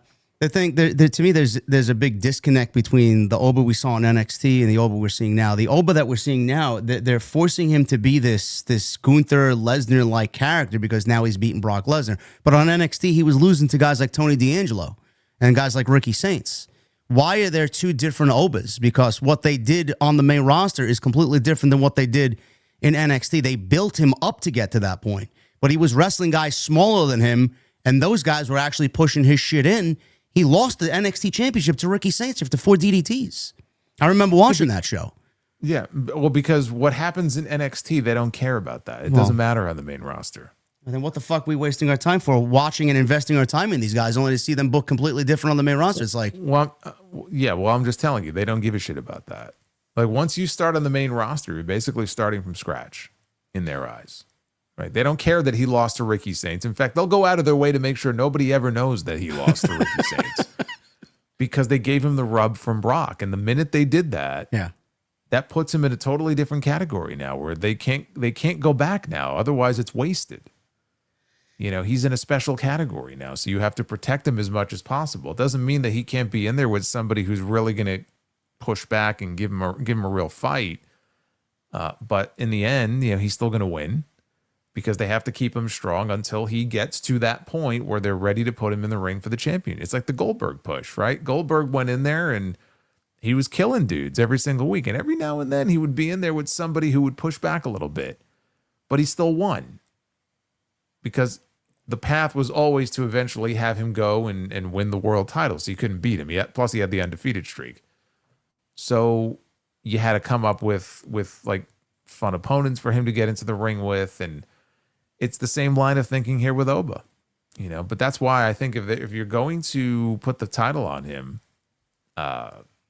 if you wait longer than SummerSlam, I don't know what that looks like. I don't know what you have him doing at the end of the year if he's not fighting for the championship. And it also just gets to a point where it's kind of ridiculous that he wouldn't be calling out the champion by late summer. Or if he won King of the Ring, and maybe that's how he gets the match. But like, you are going to get to a point where if you're watching this show, it's like, why is Oba still wrestling scrubs? I mean, no offense, but like that's what he's doing. Why is he wrestling scrubs, 2 months from now, when he should be calling out the top guys on the show? Is he afraid of them? People are going to start asking questions. Yeah, I don't know. Yeah, I wish WWE had a roster like WCW had. How many Hugh Morrises do we have on Raw? How many Bam Bam Bigelows do we have on Raw? He can't. He's not going to be able to keep this shit up. And I feel bad for the Garzas. I do. Another tag team that's just, they're very good.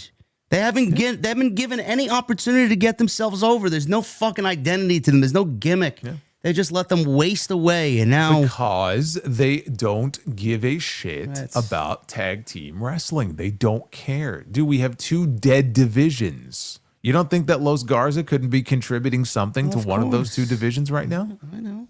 They don't care. If you're a tag team in the New Day are gone. They let the New Day walk because they wanted to cut their pay by 50%.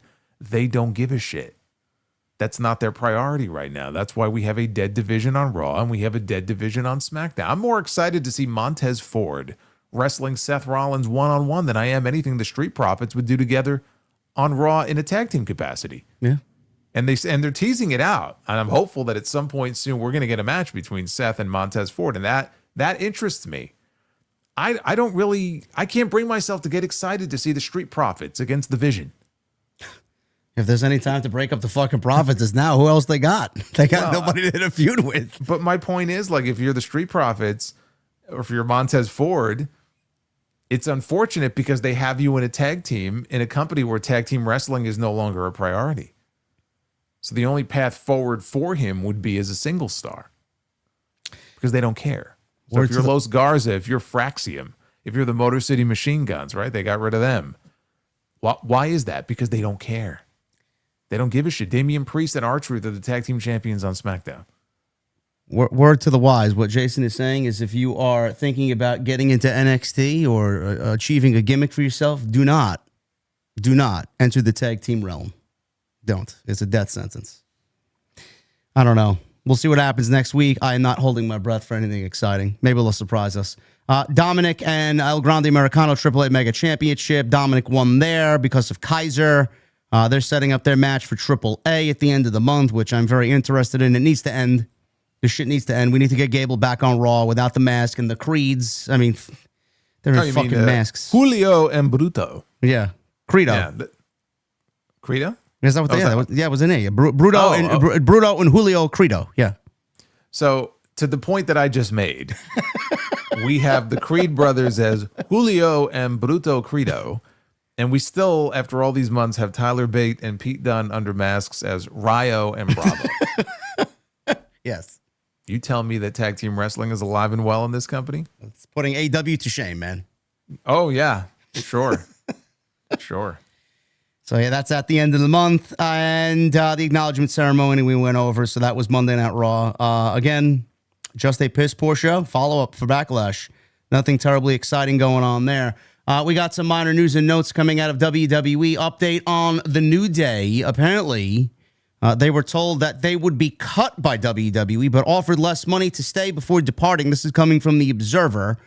Meltzer wrote, the New Day, Kofi Kingston and Xavier left the company this past week, just 1 year into a 5-year contract that was to run from 25 to 30 after being told that essentially WWE is going to cut them, but that they could get a new deal at a lower rate, which we already knew. So the reaction, obviously, from everybody was that they would end up in AEW, which leads me into this next topic.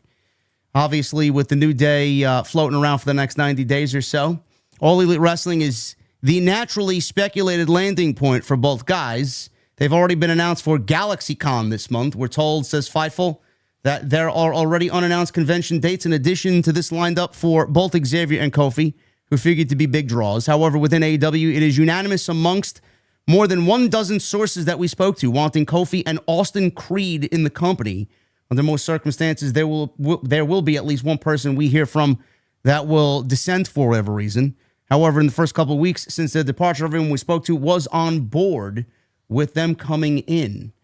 Clearly, they're keeping it. They don't want their secret out of the bag blatantly so much, but that's probably where they're going to end up, and it'll be perfect time for All In Wembley, so they'll be there. And the Young Bucks have been teasing it on their YouTube channel, so it's just a foregone conclusion at this point, which everybody was basically in the know of already anyway. Big E isn't going anywhere. According to John Alba of Sports Illustrated, Big E admitted that he agrees with the fan backlash regarding the lack of follow-up with the WWE and the split of the New Day. In regards to his status, he's not going anywhere. They're keeping him on board for the pre-shows and post-shows that he does. So Big E is not going anywhere, and that would be fucked up. I think he's got a job there. I can't even say he's got a job there for life. Do you think he stays there for life because of what happened with him? There's no such thing. I mean, there's no such thing as... There's no lifetime appointment in WWE. So I mean, he does well on those pre-shows. I can't say that I sit here and watch the entire pre-shows because there's just no point in doing so. But what I see of him, he's very good in that role. So hopefully, as long as he's happy being there, I think that he'll be there for a while. But no, there's no such thing as being there for life. It's not a real thing. Well, Big E for now is not going anywhere. There was another article here. This is just fucking unbelievable. Serious talk about WWE bringing in Stephen A. Smith. Now, this is coming from The Observer. I mean, it's Dave, so take it with a grain of salt, but I don't think he's that far off with this one. He says, addressing this topic on The Observer, that Smith's name's been circulating heavily inside WWE. We haven't seen anything with Stephen A. Smith yet, although, boy, his name has been talked about a lot, and I know it's serious talk. Put it this way, a lot of people who were not happy about Pat McAfee, in fact, are favorable to Stephen A. Smith. As far as internally it goes, says Meltzer, McAfee's insertion obviously caused a lot of shit, and that was all due to Ari Emanuel wanting him to be there. Danhausen, just as a side note, cursed Smith ahead of WrestleMania while Smith was booed from the crowd at night one of WrestleMania. And Fightful Select is reporting that following WrestleMania, ESPN sources were pleased with the enthusiastic response about Smith becoming more involved with WWE, with an expected payoff to his involvement pitched for SummerSlam potentially. You excited, Jason? Now we get Danhausen and Stephen A. Smith on television, man. Wait for it. You can tell my excitement knows no bounds. Yes. I will say, though, I will say this. The shtick that he does, and rest assured, it is a shtick, I think would probably fit in well with WWE if he was like a heel manager. Yeah. So I'm not saying that it couldn't work, but again, it just goes to this whole like, hey, what celebrity personality can we bring in next? Instead of looking from within, it's like, who can we bring in from the outside to be a part of this? The way I described it going into WrestleMania, and this just furthers this opinion, it just feels like fantasy camp, where people get to come in. They were wrestling fans when they were younger, or they're a wrestling fan now. And now it's like, hey, it's open season. If you are a celebrity, or if you have a massive following on social media, you too can play wrestler or play wrestling manager, as it were, and come on in and you could be part of the show. And maybe this is part of the problem. Maybe there's too much focus going on right now on people from outside instead of focusing on what you have inside. And maybe that's part of the problem that we're seeing. Just my 2 cents. No, it's tough to disagree there. I mean, if just based on his personality, I feel like he would be a good mouthpiece for somebody in very minimal instances. I don't want to see him all over the show like fucking McAfee was, but maybe get him in there with Paul Heyman, do something innocent with the Vision. Who knows? I don't know. What would you get him in there with Paul Heyman for? He's basically, if he came in, he would be doing his best Paul Heyman impression. I don't see the need for them to work together. Haven't they interacted on his show on ESPN? My God, how insufferable would that be? Let's move on before we get ourselves a little red in the face here. Cody said he's worried wrestling companies are giving fans too much information. He says fans are going to stop caring.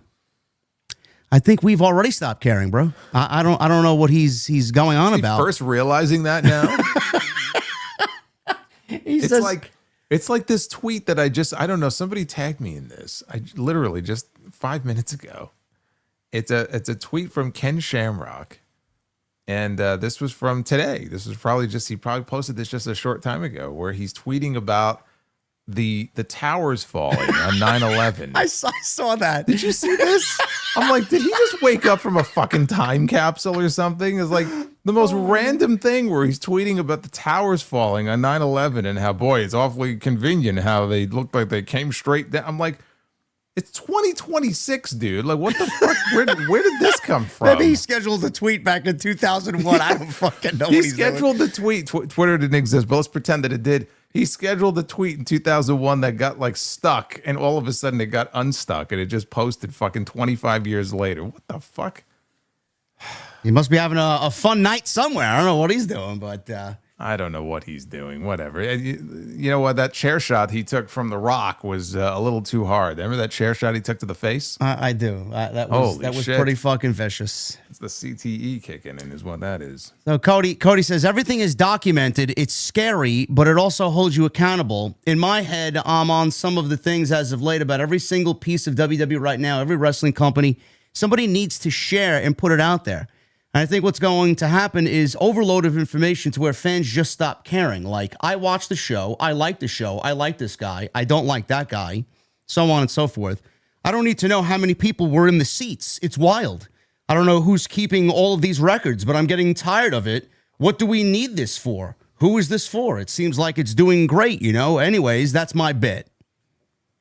So what basically Cody is doing here is, he's being a company guy. And he's trying to dumb down that nobody needs to know the ratings or the attendance of anything because WWE is it's not as hot as they used to be 2 or 3 years ago. Now let me. I'm going to stop you there.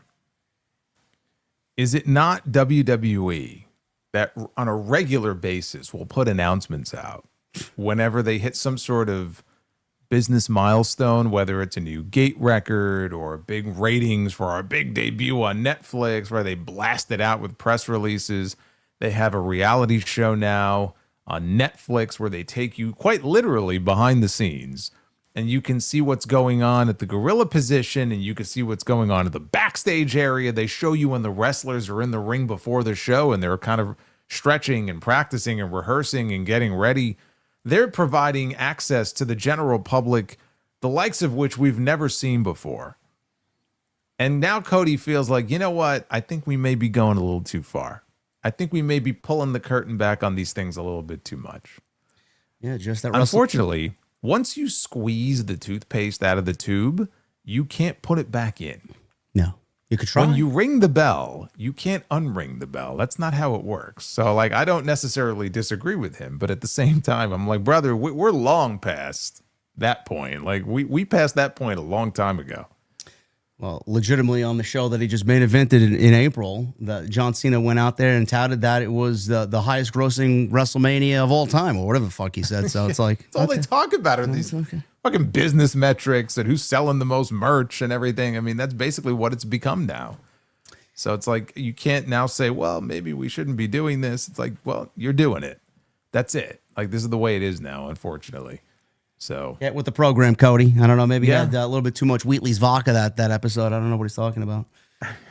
WrestleMania. Speaking of which, some WrestleMania news here. Unfortunately, London is not going to be in the running for WrestleMania 2028. I know Nick Khan made a very cryptic statement saying, "Wait till you see what we're doing in 28." Everybody thought it was London. It's not London. The London's mayor office address. We're going to the Hartford Civic Center in 2028. Listen, as long as they're allowed, I don't give a shit where they are.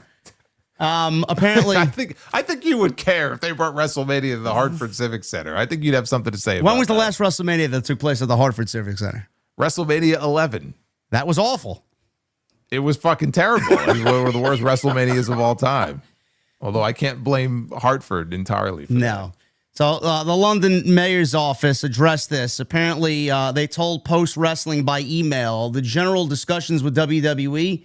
There are, but at present time, no specific discussions around bringing 2028 WrestleMania to London.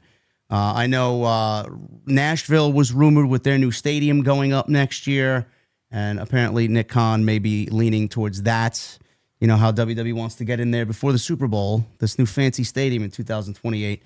So London may be out of the running for now. I'm assuming they will eventually get it, but this is an interesting one to me. there was news about the Irish counselor saying Ireland is well placed to bid for WrestleMania. Now, apparently, the Irish local government has expressed belief that Ireland is well positioned to make a serious bid for WrestleMania, which plans to pitch the idea directly to the Irish government. So it was stated saying, and I quote, as a globally recognized event with the capacity to attract tens of thousands of international visitors and generate substantial international media exposure, WrestleMania presents a significant opportunity for Ireland to strengthen its position as a leading destination for major event tourism.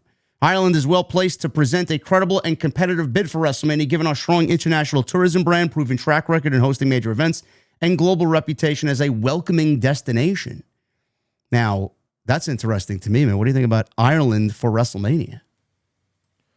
Yeah, I mean, a lot of people have made a lot about this. I just have to point out that the person who said this, the person who made the comment, I guess his position there is like a counselor, I believe is what they're called over there. Maurice Shortall. Counselor for, is it Kilkenny? I believe is the Kilkenny the Counselor, yes. Kilkenny, right, okay.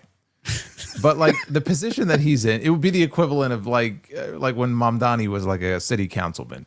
If a city councilman said, "Hey, I think we're well positioned to bring WrestleMania to Queens," it's like, okay, well, he may feel that way, but like it's not like some authoritative figure made this comment, like it's something that's actually going to happen or has any realism behind it. So I would just again pump the brakes a little bit to the people who think that, oh my God, WrestleMania is going to come to Ireland. Probably not. It's great if they actually want to put together a bid, but here's the thing, like, unless they've got $6 million minimum that they can throw at WWE the way Vegas did this year, they ain't getting WrestleMania. That's the problem. And to say nothing of the potential weather issues. I mean, which, by the way, is the same issue you would have in London. But it just comes down to money, and I don't know that they have $6 or $7 million laying around that they could throw for a site fee for WrestleMania. Because then you're talking their language. That's really what it boils down to. I mean, I said this on my end. I said, if the local officials in Uzbekistan decided to throw a $10 million site fee at WWE to bring WrestleMania, we'd probably be getting WrestleMania in Uzbekistan in a few years. Like, it just, can you imagine that? Like, it just comes down to dollars and cents more than anything else.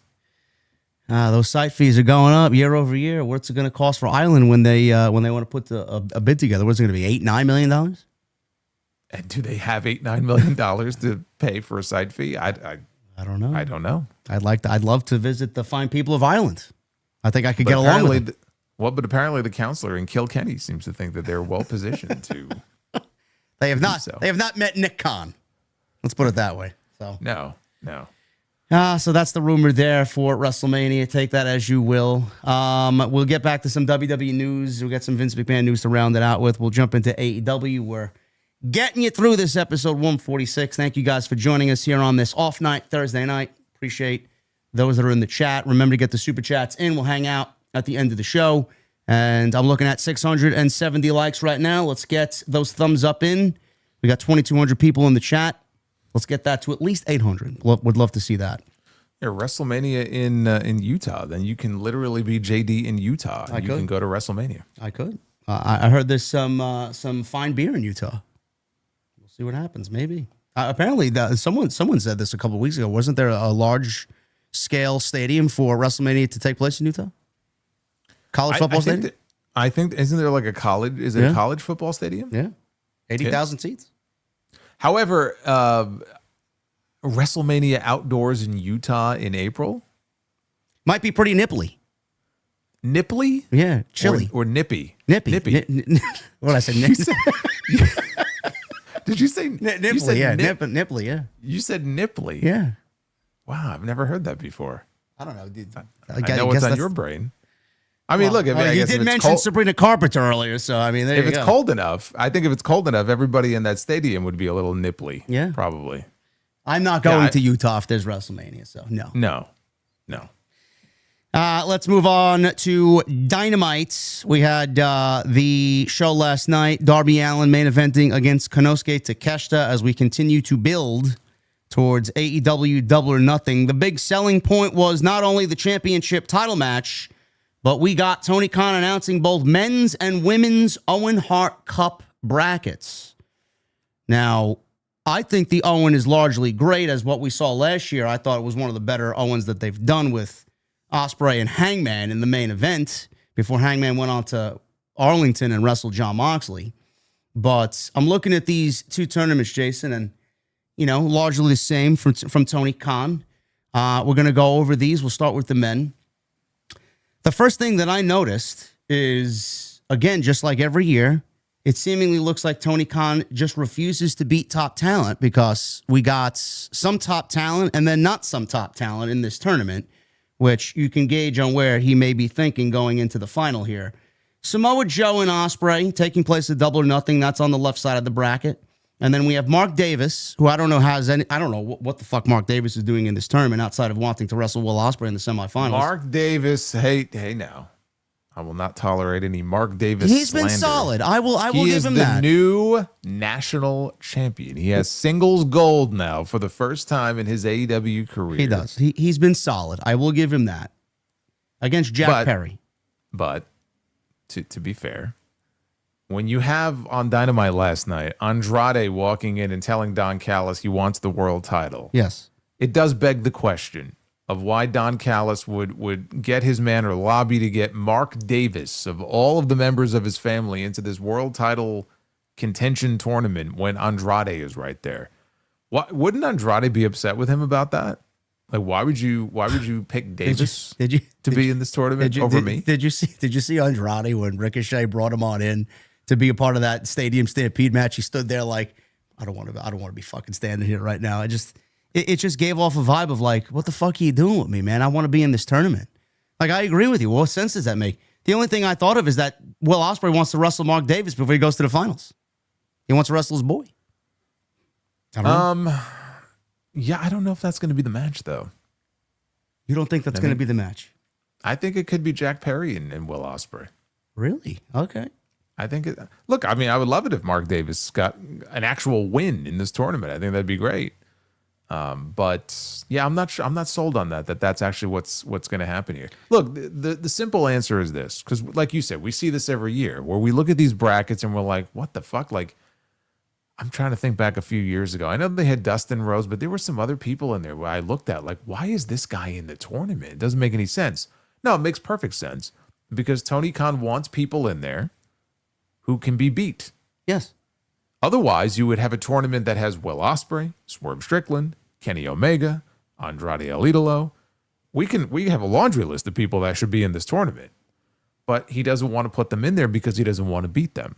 That's the whole point. But that's the way it should be for the biggest prize in the company, the biggest show of the year. It should be. I'm just telling you, that's why it's done this way. I know. And his mindset on it hasn't changed in the 4 years or whatever it's been that he's been doing this tournament. Now, I'm looking at this tournament. I know you talked about it. I loved your idea. Are you surprised to see no Jon Moxley in this tournament? I'm very surprised. I'm very surprised because we don't have Jon Moxley, but we have Claudio, who's never been world champion before, but Jon Moxley has been. In fact, Jon Moxley lost the title at All In last year and is currently the Continental Champion. So it actually, to me anyway, it would have made more sense if you're going to have the Death Riders in there for Moxley to be in there. Why would Claudio be in there, but not Jon Moxley? That's what doesn't make any sense to me. So my next question to you is, because I said this on social media, I mean, it's just ridiculous to not even think that they don't do Swerve and Ospreay in the finals in a rematch from the Forbidden Door show of 2024. I think that's just tailor-made set up here, being that the finals will take place at Forbidden Door. Is there a possibility? Because there is a possibility with the right side of the bracket. We got Swerve and Bandito, and we got Claudio and Brody King. Now, I would assume Swerve and Bandito is taking place at Double or Nothing, by the way. Swerve beats Bandito, but the option to go Bandito. Well, they announced that it is. Yeah. It's taking place. It's taking place at Double or Nothing. Yeah. The option here, which is very interesting if you wanted to go do it, Bandito versus Brody King in the semifinals. Now, I would not mind that. I just don't see Swerve losing to Bandito at Double or Nothing. Yeah, I mean, it's Swerve's first match back. You kind of kill Swerve with that if you do that. He did. And he's one of your top guys. I also think that if you do that, you're changing everything, because now you go from having Ospreay as the babyface against the heel in the finals and Swerve to doing Ospreay against another babyface, either in Brody King or Bandito. Yeah. I don't know that they want to split the crowd reaction like that. Is there a possibility that Claudio advances to the finals and he takes Moxley's place, like we had discussed, and wrestles Will Ospreay? Is he a chance? Yes, there's a chance, but I don't like that. No. That should be Moxley. If you're going to do that, then that should be Moxley in that spot. Claudio. Some people were telling me that even though it does look predictable on paper with Ospreay and Swerve being in the final, if they wanted to go predictable, it would have made sense given the story like you had discussed with Moxley and Ospreay now trained together. They wanted to go predictable. Why didn't they just put Moxley in the tournament and just do that? Maybe they're saving Moxley for after All In. Yeah, I still feel like we're going to get that match at some point, but I just feel like it would have been to me it would have been better to do that in the finals of the tournament. Yeah. Not that I'm complaining if we get Ospreay and Swerve, because that's a great match to do, and that's why it's the clear favorite for the final, because this is going to take place at Forbidden Door. So if you're going to have this match on a pay-per-view, if you look at these brackets, there's no bigger match that you can do on that pay-per-view than Will Ospreay against Swerve Strickland. No. With the idea that Swerve beat him the first time. So Ospreay's going in there with the bad neck. He already lost to this guy. He's the ultimate underdog. He's got to get that win back if he wants to go to Wembley. It just makes all the sense in the world. To me, it can't be anything other than that match. And that match in 2024 was fucking probably the match of the year, honestly, between both of those guys. So, and if you remember, supposedly the rationale behind why that match even happened is because it was Will Ospreay who went to Tony Khan and said, "Look, there's some people who were making comments about Swerve. He doesn't really belong in that spot. He doesn't feel like a world champion. He had wrestled Christian, I think, at Double or Nothing. It wasn't even the main event." He was trying to help Swerve by saying, "Hey, I want to wrestle him. I'm going to get beat by him, but I want to go in there and let's have a banger match and I'll put him over." And it helped a lot, because it was a big credibility boost, for Swerve to go in there and beat somebody like Ospreay. He was very giving of himself in that respect.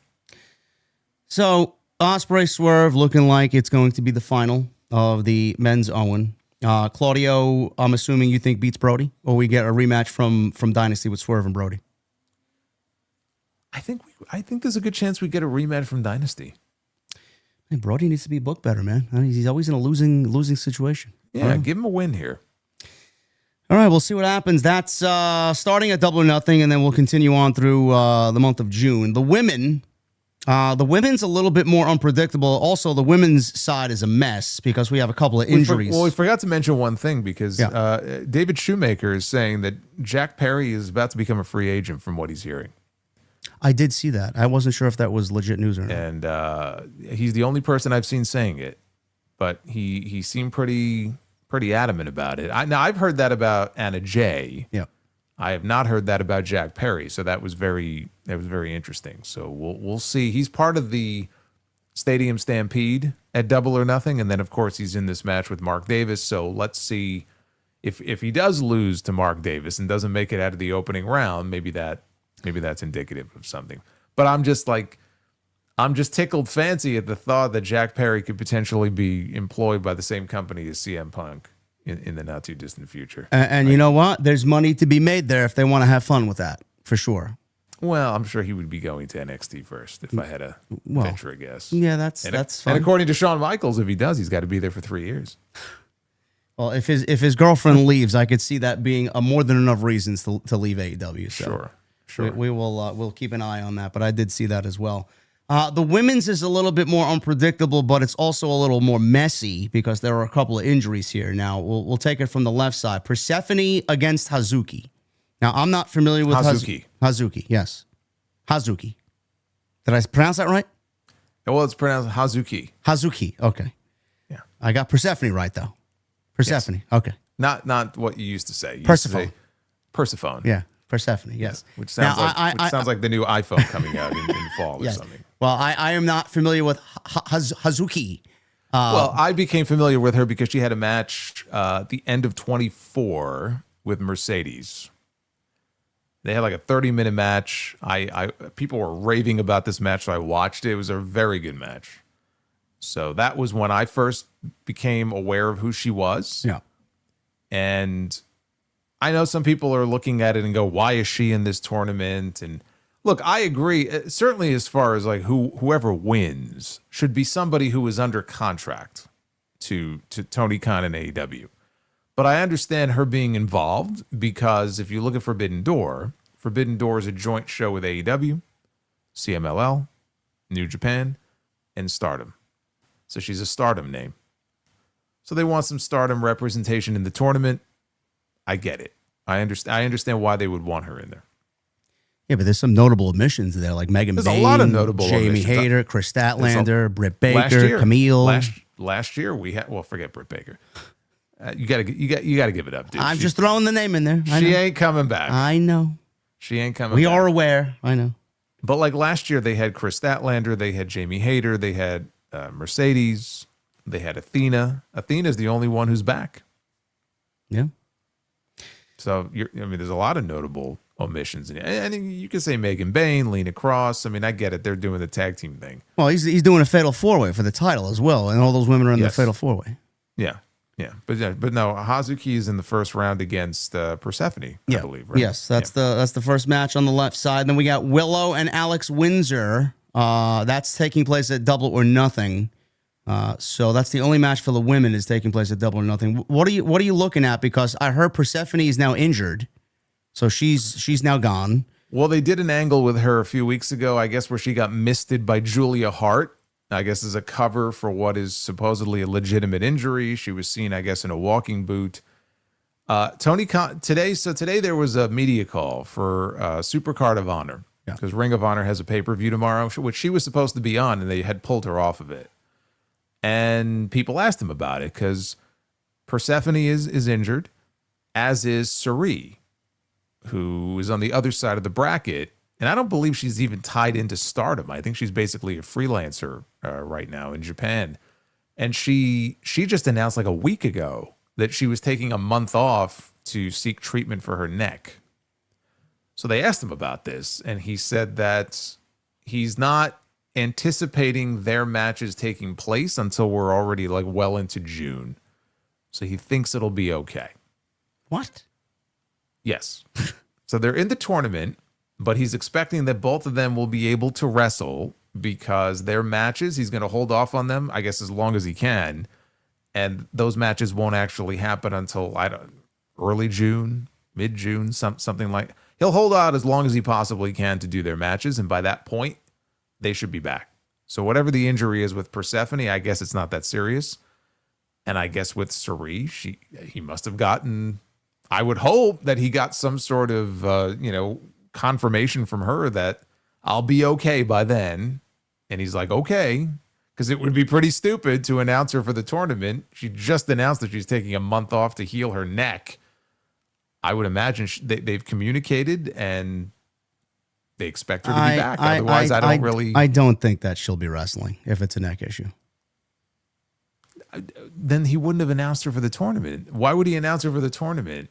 Because it's not like she just announced this yesterday. She announced it a week ago. So I know that, but he would rather announce the people that he announced for this tournament instead of give anybody a clue as to what's going on. He's gonna hide what he wants to do until he can't anymore. So if there's a mystery addition to this tournament, he's not gonna let anybody know. He's gonna keep the same way that he announced last night. Yeah, but I don't think if he was going to just announce somebody knowing that they're not going to wrestle, he would have just put like fucking Julia Hart in there or something. He wouldn't have, I don't think he would have announced Suri. Because there's a lot of fans now who are like, oh, yeah, like the hardcore fans who know who she is and are looking forward to her being in this tournament. I don't think he would throw her name out there and get those people excited knowing that like she ain't going to be in this thing when he can pick any other number of women that work for him and put them in the tournament. If he's not actually planning on using them. So I think in his mind she'll be ready to go, and her neck stuff is not that serious, and he's expecting her to wrestle. She only said she was taking a month off. So if she announced that last week and then he puts her match off until early June, then she could be back in time unless her neck doesn't heal up the way that she's hoping. We'll keep an eye on it for sure. I do think that this is a very unpredictable tournament compared to the men's side. Persephone and Hazuki. Who do you see winning this one? Oh, my pick to win the entire thing is Persephone. Really? Okay. I think she's winning the whole thing. That's interesting. I thought about Willow, and Willow's already won the Owen once before, and she has the TBS title. So I think that makes it a lot less likely that she's going to win it again. Now, I've thought about Windsor, and I actually really hope this is not what he's planning on doing. But I'll let you say it. This was my next question. I think this is where you're going. Having Will Ospreay win the men's and having Alex Windsor win the women's. Against two. I said this last night. Windsor versus Jamie Hayter in London. I still feel like they win the tag titles in London. Yes, that's the way to go. They put too much time into that to just abandon ship now. Yeah, I mean you got two women from the UK who happen to be a tag team. Just have them win the tag belts. You know, hopefully that's what he has in mind. Now, well, I was going to say you haven't mentioned the other side of the bracket yet. But before I get to my question, I'll do that. Mina versus Athena. That's on the right side, and then Sky Blue versus Sari. Are you surprised to see no Mercedes announced for this tournament? Yes. Do you think if there is a legitimate injury that Mercedes is going to be one of the fill-ins here for either Persephone or Sari? And the reason why he hasn't let anybody know is because he wants to keep Mercedes a surprise. That's why I said that's why he gave the excuse he did on the phone call today. I mean, again, it's possible. It's possible because if she's in it, then she wins it. Yes, that's the whole thing. Yes. So it would have to be like a planned thing where we know this woman's not gonna wrestle. And Mercedes will be the surprise entrant. And then if she is, she has to win the entire thing. Yeah. I don't know that he would have, I don't know that he would have announced the names that he did if he already knew in advance that they're not going to be in the tournament. And if she's not healed up in time and she legitimately can't wrestle and he has to come up with a plan B, I don't think that would be Mercedes. All right. If Mercedes was going to be in there, it would be planned out. Yeah. He's not going to throw her in there as a last minute substitute if she's not going to win the entire thing. I can't see. All right, you say Persephone. This was the other thing I talked about with Jesse last night. I think we all can assume that Mercedes at least will be back before All In. She will be at All In. That would be ridiculous for her not to be back. Do you think? I don't know that we can say that. People have been saying that since Revolution. They thought she was going to be at Revolution. She wasn't. They thought she was going to be at Dynasty. She wasn't. They thought she was going to be in Winnipeg. She wasn't. They thought she was going to be in the Owen. She wasn't. Maybe there's something else going on here. Possibly. If she does come back, she beats Tekla for the World Championship. She goes into Wembley with the World Championship. She defends against Athena, who wins this tournament. Is that a possibility to see Athena in this tournament for a second year in a row, win it, and go to Wembley and wrestle at Mercedes? Because that honestly was the match that people wanted to see last year. We didn't get it. We got Toni Storm instead. Is that even a chance, a shot in the dark, in your opinion? For Athena to win this tournament and Mercedes, the champion, walking into Wembley? It's an interesting option. I don't see it. Okay. I don't think that title comes off Tekla before All In. That's the general consensus. I think everybody's content with Tekla. She hasn't really been given much of anything, so we would like for her to be booked better. But it's a combination of that and the fact that we have Forbidden Door at the end of June. Yeah. I don't believe they've announced anything for July now there was talk of a new pay-per-view, Redemption. Yes. So I guess that's the wild card here, because if she was to come back, her winning the title on a show called Redemption, I guess I could see that potentially, but I don't know. As I sit here right now, I just feel like Tekla is going to be walking in as the champion. And I mentioned Persephone. Persephone is actually very good. She's very good. I know. She's very good. She's got the dual contract. And I think if you really wanted to do more with her, this tournament is the perfect time to give her a push and let her win. And then it kind of vaults her into that, upper echelon of the women's division. Wasn't she in last year's Forbidden Door against Mercedes in a fatal 4-way? And she really kind of stood out in that match? Yeah. Mm-hmm. Okay. And then she went on to, I think she beat Mercedes. She beat her for the CMLL title, I believe. Yes. So yeah, that's why I'm leaning in the direction of Persephone, because I think this is the perfect opportunity for them to finally give her a push. So in the final, Persephone versus Athena? Or you think it's Sari if she's able to go? In the finals of this tournament. Yeah. No, I think it would probably be Persephone and Athena. Okay.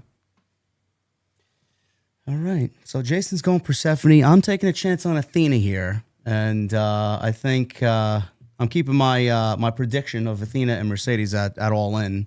And then I think we're on the same page with the men. Ospreay Swerve, and then obviously Ospreay going to All In and getting the match against whomever that may be, whether it's MJF or Kenny Omega, I'm hearing. I don't know what's going on there, but we will follow along.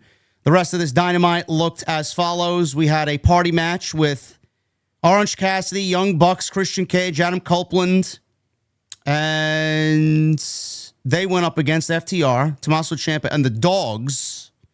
So party match went to the baby faces. No real story going into the tag team title match, but I mean, I'm assuming that FTR is going to drop the belts to Cope and Christian. Kevin Knight had an open challenge against a returning Brian Cage. This was after Speedball wrestled Michael Westbrook in the jobber match of the evening. Well, no, I thought it was just Westbrook. Yes, I know. I'm just joking. It's Westbrook, yes. I said Vince McMahon stole his first name, so he's just Westbrook. And unfortunately for him, he had a... I feel bad, but it was pretty bad. The drunken spot of the night goes to Westbrook, yes. He got all tangled up in the ropes. Thankfully, they took it home immediately after that. Oh my God! Speedball's reaction was like, "What the fuck am I doing here?" Man? He's like, "Let's just go home. Let's just end this." Oh my God!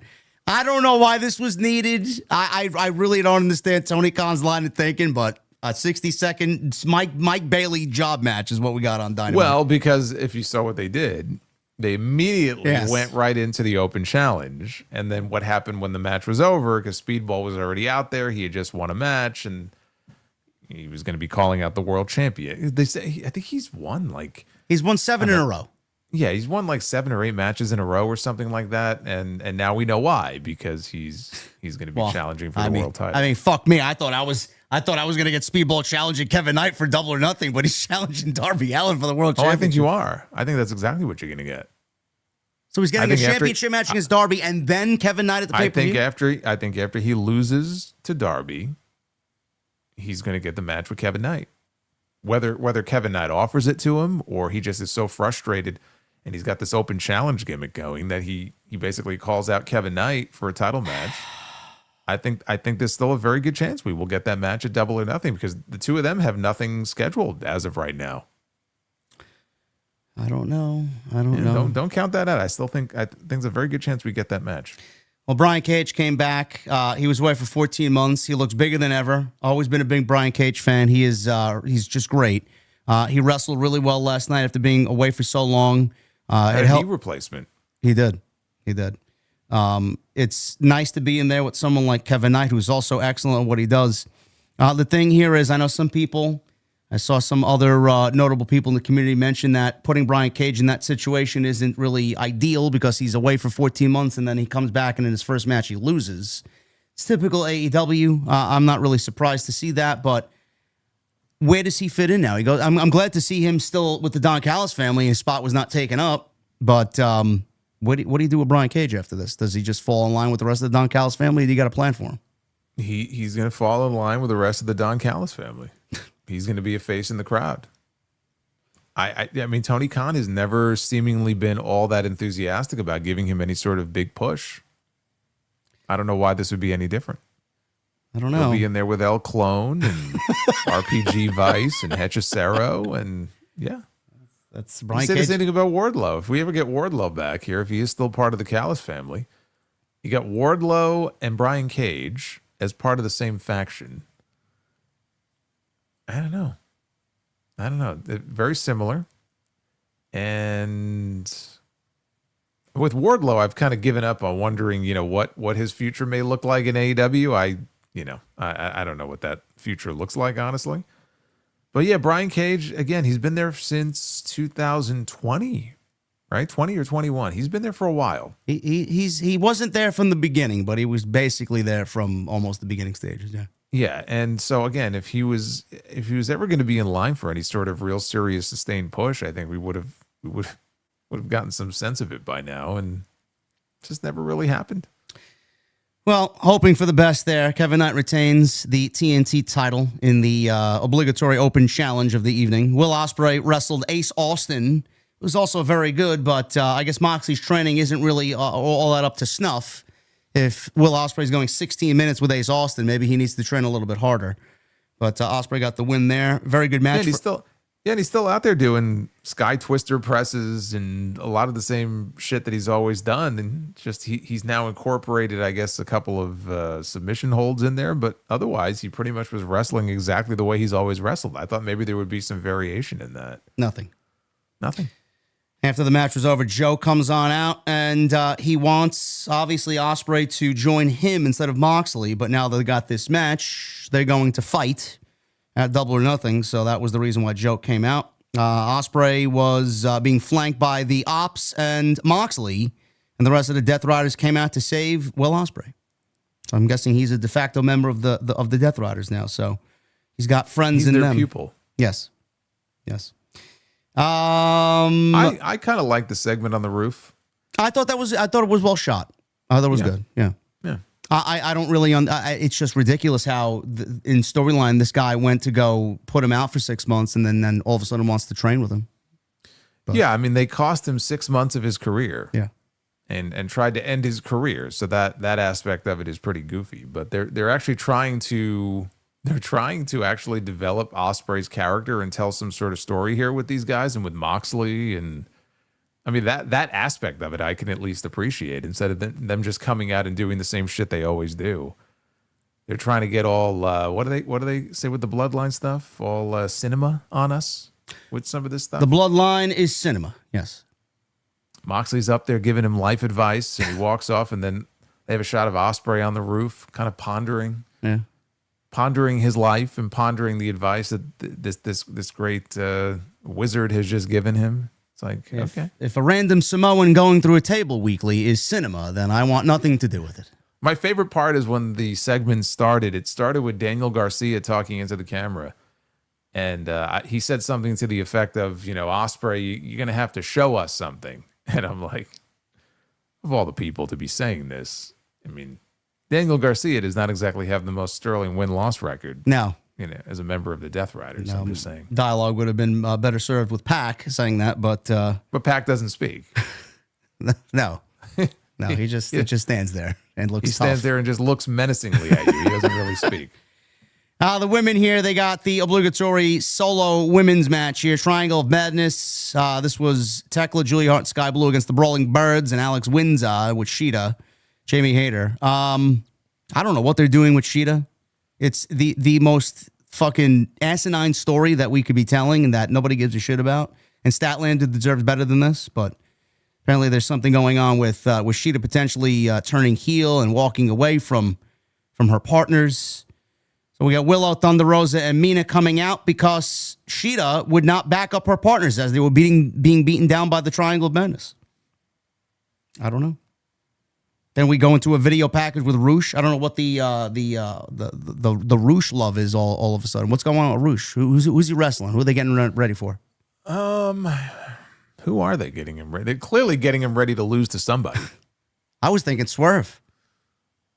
No, because is Roosh really a babyface? I don't know. He gets some decent pops. He's also dangerous too. I mean, I wouldn't put it past him. Yeah, I mean that's true. Maybe Ospreay. I don't know. Regardless, we got Roosh video package, another career retrospective of his career in Ring of Honor and recent hot streak as of late that if you haven't watched Collision, you don't know anything about. You mess with the bull. Yeah. You got the Hearns. Get the Hearns. Right. The Hearns. Yes. And then Darby Allin. Open challenge against Konosuke Takeshita for the AEW World Championship. Not really an open challenge, de facto open challenge. I make fun of it. This was supposed to be Okada. Okada had to fly to Japan for family reasons, so we wish him the best there, whatever that may be. In comes Takeshita. Again, Darby's had great wrestling exhibitions as of late for the past 5 or 6 weeks. I don't really see it benefiting the AEW championship because I think the more we see it, the less value it has. But in this case, anyway. Well, I mean, he's been, credit where it's due. I mean, he's been going out there and having some great matches on TV every single week. He's fighting like he knows that this is going to be a very short-lived title run. Yes. So they're going to try to get the most mileage out of it as they possibly can. He went out there with Ciampa. They had a very good match. He went out there with Brody, right? Had a very good match. Who was it last week that he was in there with? He wrestled Pac on the golf course. No, but before that. He wrestled on Dynamite. Who did he wrestle? Why don't I last remember week? This? I don't remember. I'm drawing a blank. Chad, who did he wrestle? I'm drawing a blank. Because they said it was a great wrestled. match. They said he's defended it 5 times. Kevin Knight. All right, Kevin Knight. Yeah. He's had like 5 title defenses in 3 weeks. The Pac match, I don't know how you felt about it. I loved the indoor golf course setting for Collision. I thought it was great. It was I wasn't even aware of I knew they were doing this Fairway to Hell show. I just thought that was a title. It's like when they do Beach Break and it's in a regular fucking arena. It's not like they're on an actual beach. So I tuned into this because I was watching Backlash. And so I was like, let me see what this Fairway to Hell thing was. And I'm like, holy shit, they're like fighting in the sand trap. And I'm like, where the fuck is that? Well, what the hell is this? I wasn't expecting I think they dove off the mezzanine through a couple of tables from the fucking... Well, no, Darby's a fucking crazy man. I mean, basically Pac just threw him off the balcony and he went through like 4 tables or something down below. And then fireman carries him back to the ring and then Darby kicks out. I'm like, okay.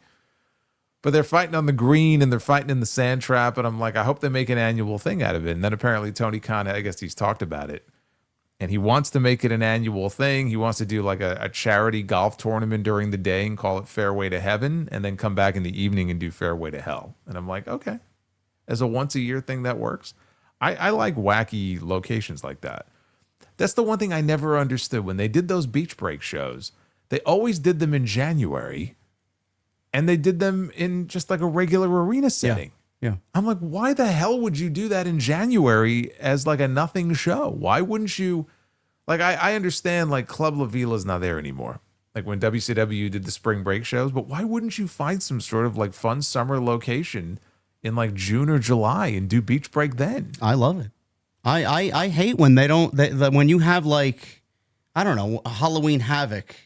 Or like you said, Bash at the Beach, like the sand and the palm trees and the beach balls and the wooden boardwalk like Isleway. Like, put some fucking thought into the environment that you're going to be showcasing us. Halloween Havoc with pumpkins and tombstones and fucking Erie and fog.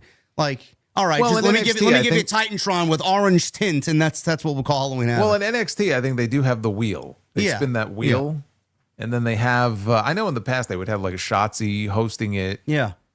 So they've tried. I mean, they did. Remember that one year they did the, it was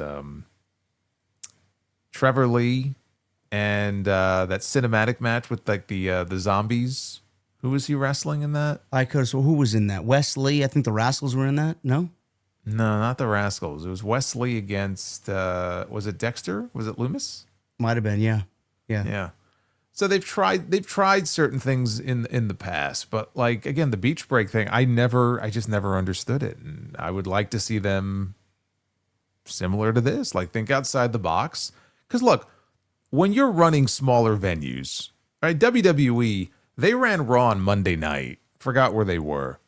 In that same venue, they were in that building a year ago for SmackDown. They did 15,000 people. They were there on Monday night for Raw, they did 9,000. Which is quite the drop-off from a year ago, but that's still 9,000 people. And they're not going to do shit like this because they can't make as much money. They can't sell as many tickets, right? So I kind of get it. But AEW is in a position where they're not selling 9,000 tickets to an episode of Collision or Dynamite. So you know you're going to be running a smaller venue anyway. Take advantage of that And so where you can run a smaller location that's kind of like unique, and if people are like flipping the channels and they come across this, like if I wasn't even an AEW fan and I'm flipping and I come across this and I see Darby Allin and Pac doing a fucking code red on a golf course in a sand trap, you know what? I'm probably going to stop and like watch this for a little bit and see what the hell this is, because this is just wild to me. So like take advantage of it. You're running smaller buildings. Okay, you can do stuff that WWE can't. So hopefully they do more of that, because I thought it was just, it made for a cool setting. I've always appreciated that. I said that on Coach's show on Tuesday morning. I think Tony Khan thinking outside the box for stuff like that, he's very good at. I hope he continues that, because it's a lost art in pro wrestling. WWE's never going to do it, so he's the one that's going to. I appreciate it. And they used to. Yeah. You know, when WWE was a lot smaller, I mean, they used to. I mentioned Shotgun Saturday Night, you know, when they were doing the live shows in New York City. They were running nightclubs. I love that. Yeah. They did a show at Penn Station, dude. I know. Penn Station. You never see that today.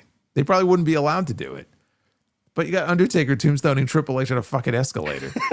I'm like, that's pretty cool. Like, you know, I mean, come on. When do you get to see that? So they used to do stuff like that, and they don't do it anymore. So when we see stuff like that, I just think it's cool. Yes, more wacky venues for pro wrestling. I agree. Darby beat Konosuke. Any problem with Konosuke taking a clean loss here? The Darby? Some people have been upset with the way he's been booked lately. No? I mean, I didn't have an issue with it, because I think he's going into Double or Nothing and winning. Okay, I hope so. I mean, maybe not. Maybe they're going to try to get a third match out of it and do it in Wembley. I mean, I suppose it's possible, but they went out there and it was a hell of a match they had last night. And that German suplex spot off the top rope was a little fucking scary. Well, so was the Blue Thunder Bomb off the apron to the floor. I mean, you got to get one of them at least in a match for Darby. You know, it's a loud thud when he landed on the floor outside. Yeah, Darby that's why this is not sustainable. He can only do this for so much longer. No, where he's going out there and taking these ridiculous bumps and getting his ass handed to him. And he's winning, but he's getting by the skin of his teeth. Like, this could only go on for maybe a couple more weeks. And then he's got to drop that belt. Yeah, he's got Speedball. Who else could they possibly throw at him? Well, even doing Speedball to me doesn't make a lot of sense now that the match has been made official. They signed the contract last night for the hair versus title match, and it's like, at that point, they probably should be done with him defending the title until we get to the pay-per-view. So I guess they're going to do Speedball, and I think that should be it. Yeah. Because to me, it doesn't even make sense for him to still be defending the title now that they've made this match official. No, he's not losing to Speedball. So that was the match. Very good stuff here in the main event. Darby has put on great matches. I don't think, the narrative on social media is he's having a run that's going to be remembered for years and years to come. No, I don't think that's the case. It's something that they wanted to give back to him as a thank you, and he's going to lose it in 2 weeks. Well, I'll say this. He's had the best short title run that anybody has had in their first month as champion in the history of this company. That's fair to say. He's had 5 matches or so in 3 weeks. None of them have been bad. So, none of his matches are bad, really. No. I mean, outside the dog stuff, which was just bad. Yeah. I mean, again, just some of the bumps he takes, it's just, I know, it's Darby being Darby, but it's just like some of them I watch and I'm just like, why? Shortened career right before your very eyes. Why? Yeah.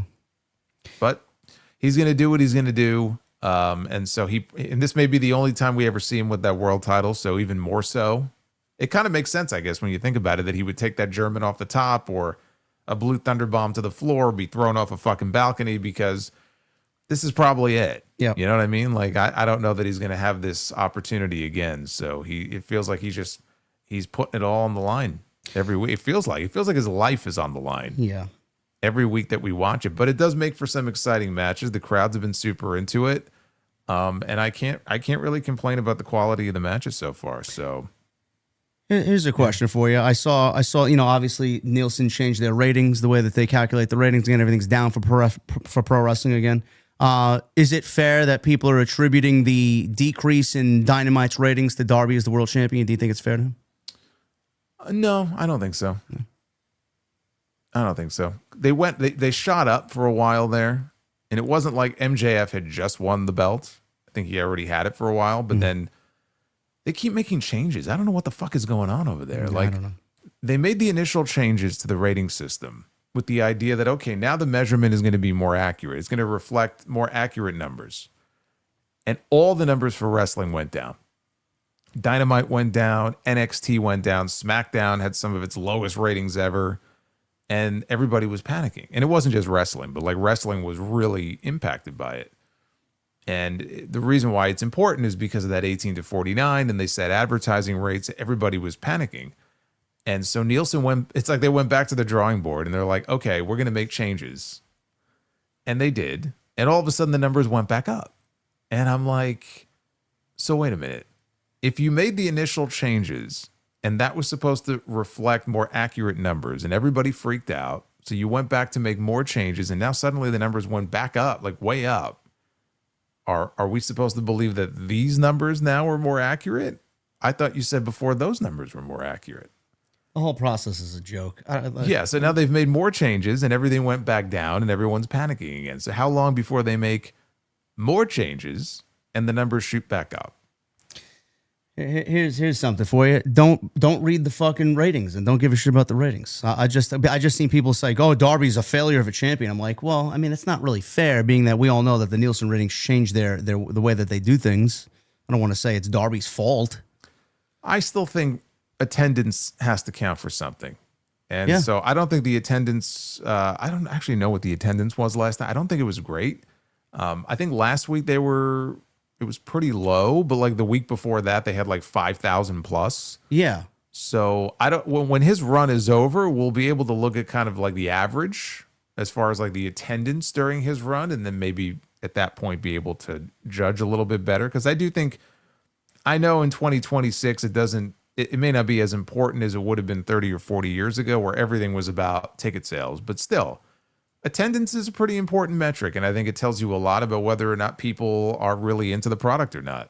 You know, if they're willing, especially in today's day and age where everything's so fucking expensive, it takes a lot for somebody to go, yeah, I'm going to buy a ticket to go see your show. And if the attendance is up, I think that reflects an increased interest in the overall product, and that would speak well to Darby's, I guess, drawing power with their audience. If the attendance is down, then you would give him some of the blame, but I don't think you could put it all on him. You know, it's kind of like even in WWE, like if they put the world heavyweight championship, let's say Roman lost the belt to, I don't know, LA Knight. Don't laugh.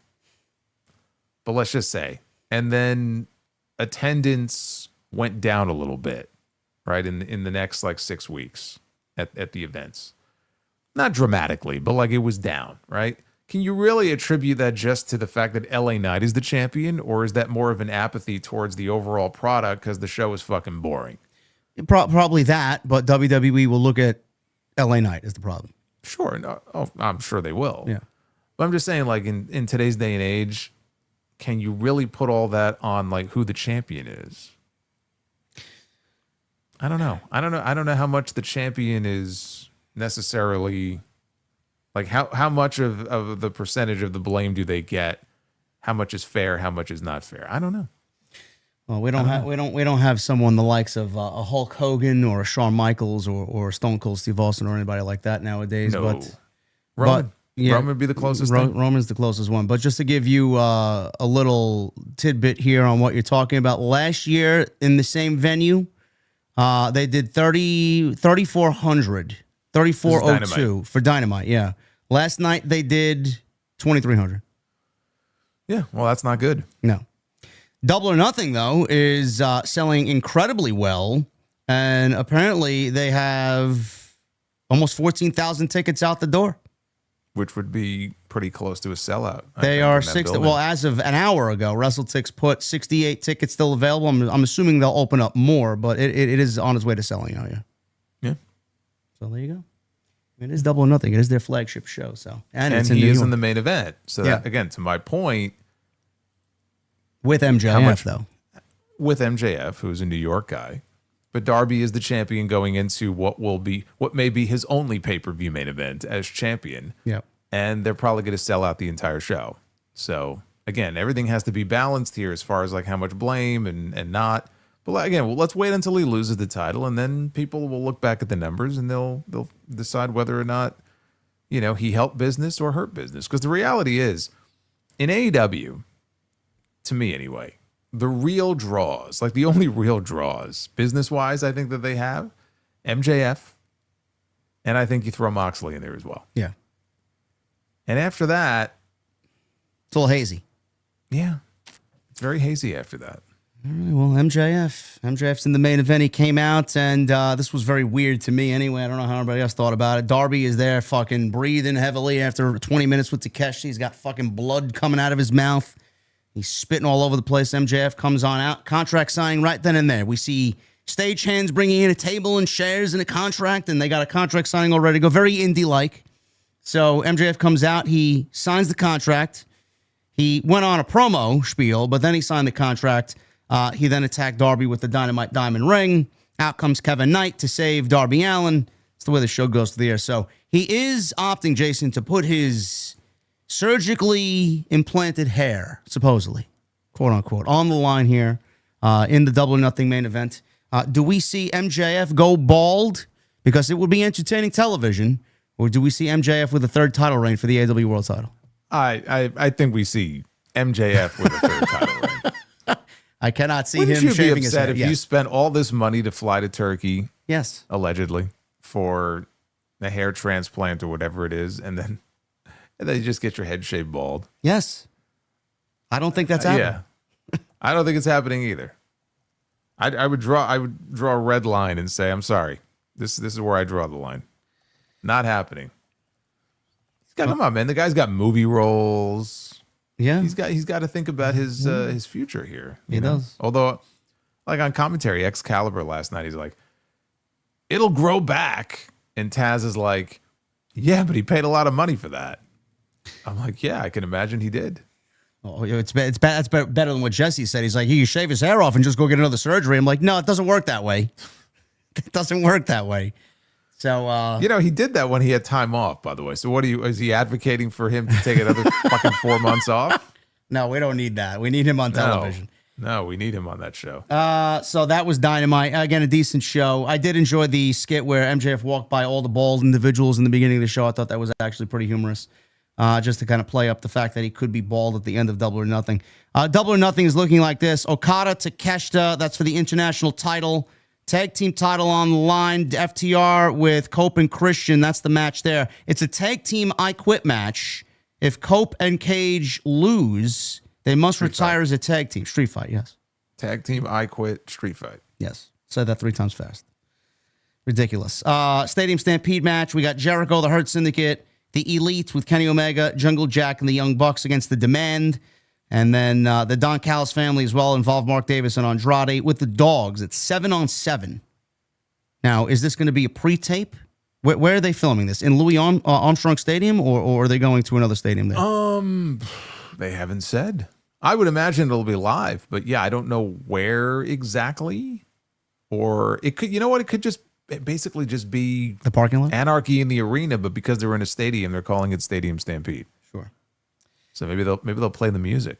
Yeah, I hope that they have a nice mix of songs instead of one song, but Well, they could just play Drowning Pool again for 20 minutes. they could.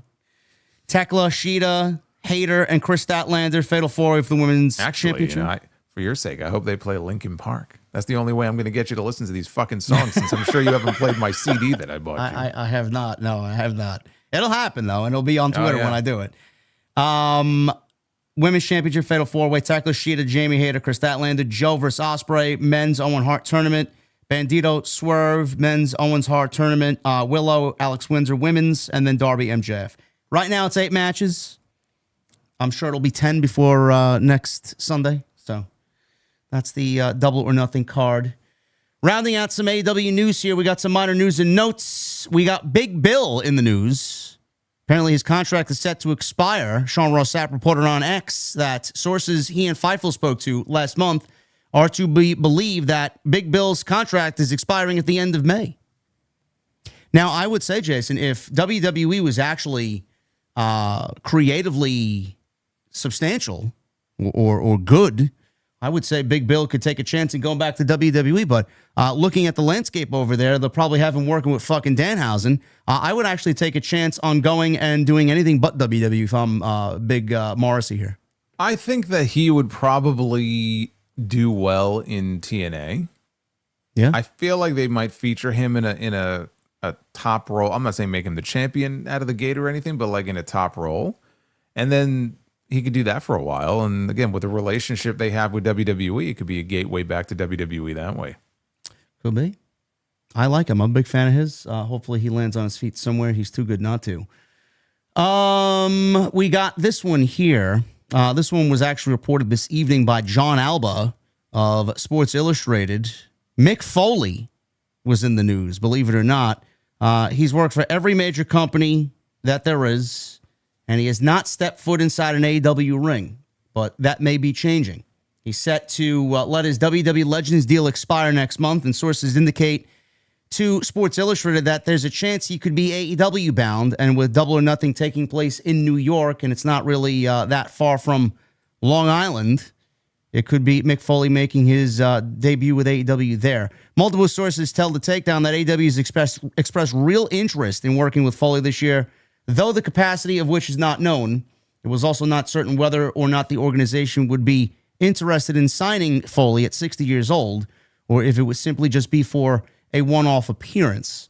Now, one source indicated that while they did not have any direct knowledge of Foley coming in for the show on Sunday at Double or Nothing, they would not be surprised if there was a push to use him there and a deal could get done. Now, the extent of any conversation between the parties beyond initial inquiry is also unknown.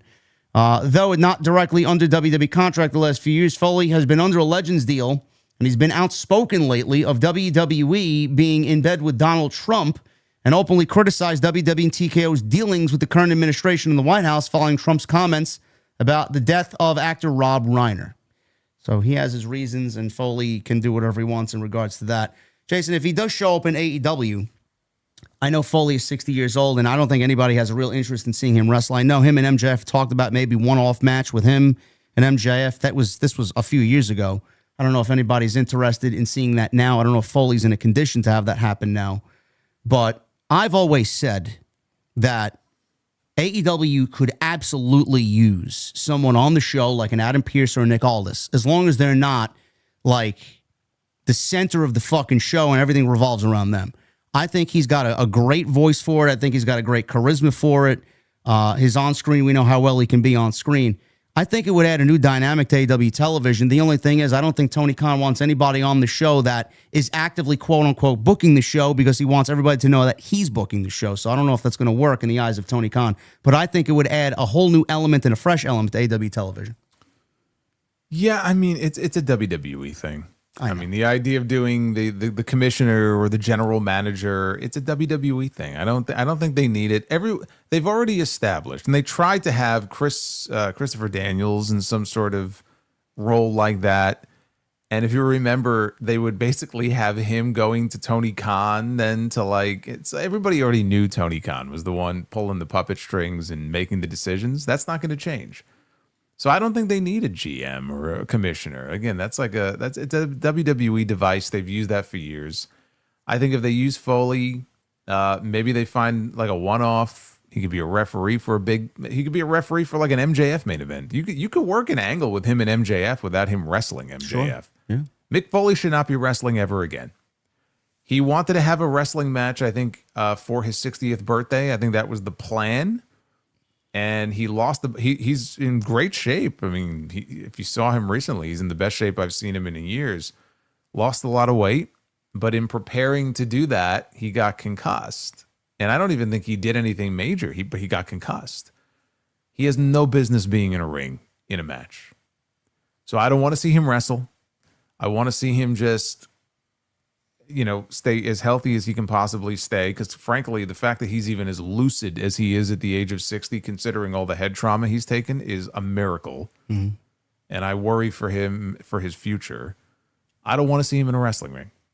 People bitched and moaned and pissed and whined when they were teasing a match between Jeff Jarrett and MJF, and Tony Khan got cold feet and he killed the whole thing. And good, because we didn't need to see it. I don't need to see Foley and MJF in a match. But Foley involved in some sort of angle with him, I'm down for that. Yeah, me and too. I don't think you need to make him the commissioner or the GM or anything like that. But I have no issue if you want to use him as a one-off in a role like that. Even just the promos, him and MJF on the mic together, I think could be fun. I think that'd be great. Yeah. Yeah. As far as Double or Nothing, though, I mean, if his Legends deal expires in June, I don't know if that's even going to be legally possible. I mean, I know the Long Island tie-in and everything, but my understanding is that he may not even be available, so we'll see. But if he wants to bring him in for a one-off, that's fine with me. But I would not have him as a regular recurring character on the show. I just don't think it's needed. All right. That's the news there coming out of Sports Illustrated. The only other thing I have AEW-wise, let me check quickly. Triller TV. Any thoughts on the Triller TV lawsuit? AEW files lawsuit against Triller TV alleging nearly $5 million in unpaid revenue. This was a big story going around. Yeah, I mean, it's a mess. It's a mess that has more to do with their parent company. For those who don't know, Triller TV is owned by Triller, but Triller TV is what Fight TV used to be. When Triller bought them, they became Triller TV. The problem is Triller, parent company. I think they're based in China, and they've been playing games, and they haven't been receptive to certain things. And unfortunately, it's caused some real financial problems for Triller TV. I know they were delisted by NASDAQ many months ago, which is never a good thing. And now AEW's filed a lawsuit because they're trying to recoup some of their money. They're not going to get $5 million back. No. Really what's going on here is Triller TV would love to have the ability to file for bankruptcy. They can't do it because they have no board of directors. So I think they just filed suit against Triller. I think they just filed suit against their parent. And they're trying to get the court to allow them to file for bankruptcy and then allow them to maybe field potential offers. There was another story, I didn't read the latest update, where Fubo had made an offer, and I think Triller, the parent company, rejected it. So Triller TV would love to be able to file for bankruptcy, see if somebody else maybe would be interested in acquiring them, give them a new lease on life.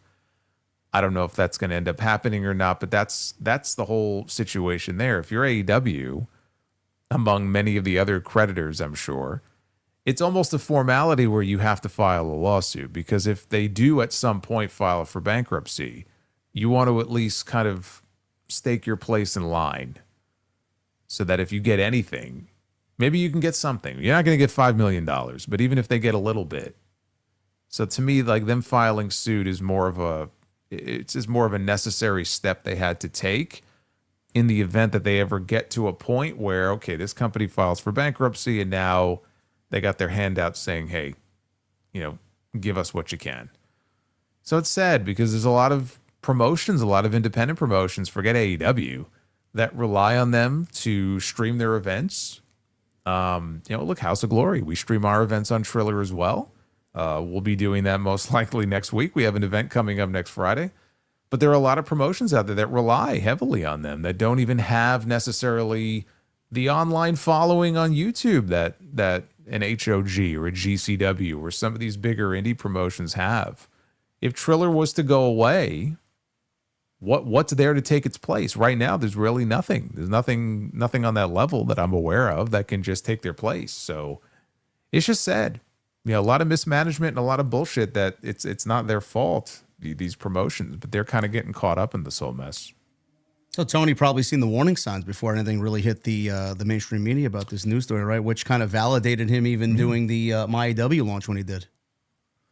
That's why they did it. Yeah. I'm sure they've seen this coming for a long time. And not for nothing, but if you look up that MyAEW thing, it's really more of an international thing. Yes. But I looked it up.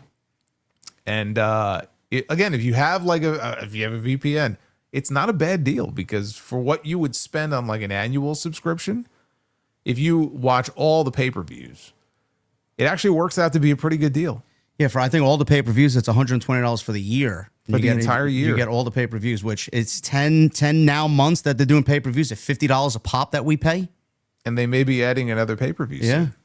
So it's not a bad deal if you want to, get in on that.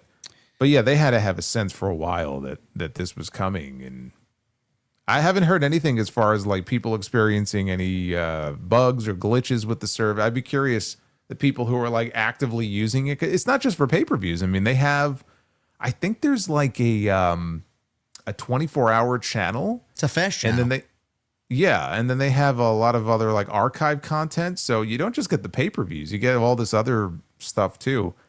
I'd be curious for people who are using it on a regular basis if they've had any issues, or I haven't heard any complaints about it. So it's just not available, I don't think, in the US right now. No, and they announced on social media Tuesday night that My AEW is also available, and you can download the app on Roku, Apple TV, Android, and Amazon Fire Stick. So that's where you can get your fix of My AEW. It's good for their fan base there. As far as the other stuff here, just two minor things. One, we got some Vince McMahon news, and we won't spend too long on this. Apparently, his attorney says prolific texter Vince McMahon, he defends Vince using Signal in WWE shareholder lawsuit. So Signal is the app where Nick Khan kind of convinced Vince to use this because all the messages were encrypted and then they end up deleting after a certain amount of time. Yeah, but the hilarious message that Nick Khan famously sent to Vince where he said Langus. And Yes. Vince is like, what in the blue hell is Langus? He goes, read it backwards. Yeah, there's nothing shady about that. No, it's not at all. So this is an encrypted messaging app, and apparently there was a lawsuit that was filed here with Vince. The lawsuit, brought by a group of WWE shareholders led by an Ohio labor union pension fund, alleges that Vince McMahon predetermined the company's path into a merger with Endeavor. No shit.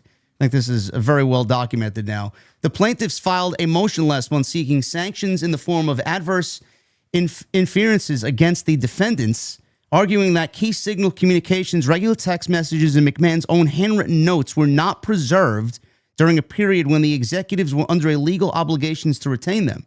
Per a Bloomberg article published Wednesday, McMahon's attorney told the court that McMahon is a prolific texter with 22,000 messages from multiple platforms already produced to investors. From the article summarizing the argument, McMahon's attorneys preserved data from his personal devices even after they were seized by federal authorities investigating sexual misconduct allegations against him. But Signal data sought by the investors wasn't available for retrieval until those devices were returned in October of 2025. The investors argued messages apparently went missing from chats on Signal, an encrypted platform that can be set to have content disappear, could have been relevant to the litigation. You know, I just realized, and GON in the chat that had the same thought I did.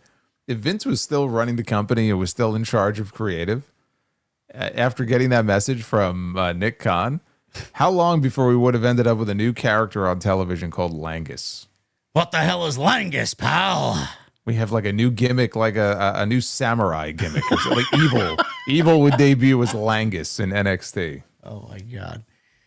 Oh, man. Nick Khan also testified under oath when asked under oath by plaintiff attorney Edward Timlin about when he became aware of the DOJ examining matters beyond accounting issues. Khan was direct. When the search warrants for the devices were served upon Vince, Brett Blum, and Vince's personal assistant, and when those warrants were sent from Vince's lawyers to WWE lawyers, and they were read to me and it included sex trafficking, is when I was aware of it, Nick Khan testified. So Khan's deposition was taken in December of 25 as a part of an ongoing shareholder merger lawsuit. And Khan noted in multiple instances across his day-long deposition that he was aware of sex trafficking amongst the statutes the government was examining. He also confirmed the DOJ prosecutors asked him about sex crimes during his own government interview, in addition to questions about the recording of payments when shown a grand jury subpoena and told to contain both securities statutes and sex trafficking statutes. Khan acknowledged he learned that sex trafficking statutes were among the violations under investigation. I certainly did learn that was the case, Nick Khan said. Now, if you guys are wondering, Vince McMahon included possible violations of sex trafficking statutes, directly contradicting his January 2025 public statement, characterizing the entire federal inquiry as a matter of minor accounting errors, he said. It's a minor issue. Minor accounting issues, man. Little bookkeeping problem. We got it taken care of. It's all good. Yeah. So yeah, that's ongoing there. I thought that was humorous. And then we'll end with this. Dark Side of the Ring is returning, season 7. Yes. The rundown is as follows. TNA Wrestling with Jeff Jarrett, which is 3 parts. Paul Orndorff. I mean, dude. Dixie Carter, by the way, will not be a part of any of them. Oh, she'll be a part of the episode. She just won't be sitting for any interviews. But 3 episodes is not enough to cover the amazing history of TNA. Now, I'm not familiar with TNA in this because I never watched it. Is this something I should go out of my way to watch? This episode? Yes. Yeah, I would say so. Am I going to be in awe and appalled about what happened here? I believe so. Okay. So then you have no idea who Puppet the Psycho Dwarf is. No clue. Wow. Puppet the Psycho Dwarf on one of the episodes was caught jerking off inside of a garbage can. Because you see, at the time they had an announcer, a backstage interviewer called Goldilocks. And so she I believe it was her who came across him jerking off inside this garbage can, where he talked about how he was producing his own porridge, I think he was saying. And then And then on a separate episode, I believe Puppet also in the ring pulled a gun on Jeff Jarrett. This was on TNA television? This was back in the early, like the NWA TNA days. And they still might have been on live weekly pay-per-view at that point. But this is the early Russo era of NWA TNA. Oh, yeah. That's just a small sliver of what was going on back then. Oh, my God. That sounds like I need to tune into that. Paul Orndorff, Big Boss Man, Ray Traylor, Missy Hyatt, Samoa Joe versus Necro Butcher from the IWA MS in 2005 and the personal animosity between the two. Zach Gowen and the Renegade, Rick Wilson.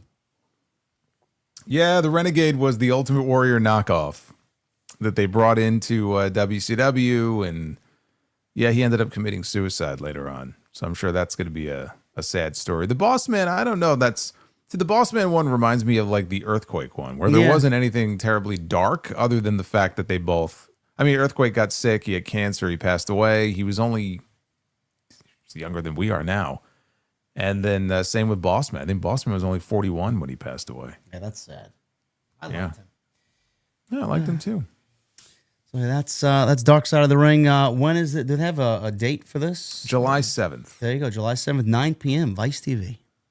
First 2 episodes back to back, and then once a week, every Tuesday. But yeah, they're dedicating the first 3 episodes to TNA and Jeff Jarrett. I would imagine with Jarrett, it'll be more of like a story of redemption, because he had his demons. And yeah, it says here, foundational years of TNA, Jarrett's personal story of redemption and his battle with addiction and loss of his first wife, Jill, in 2007.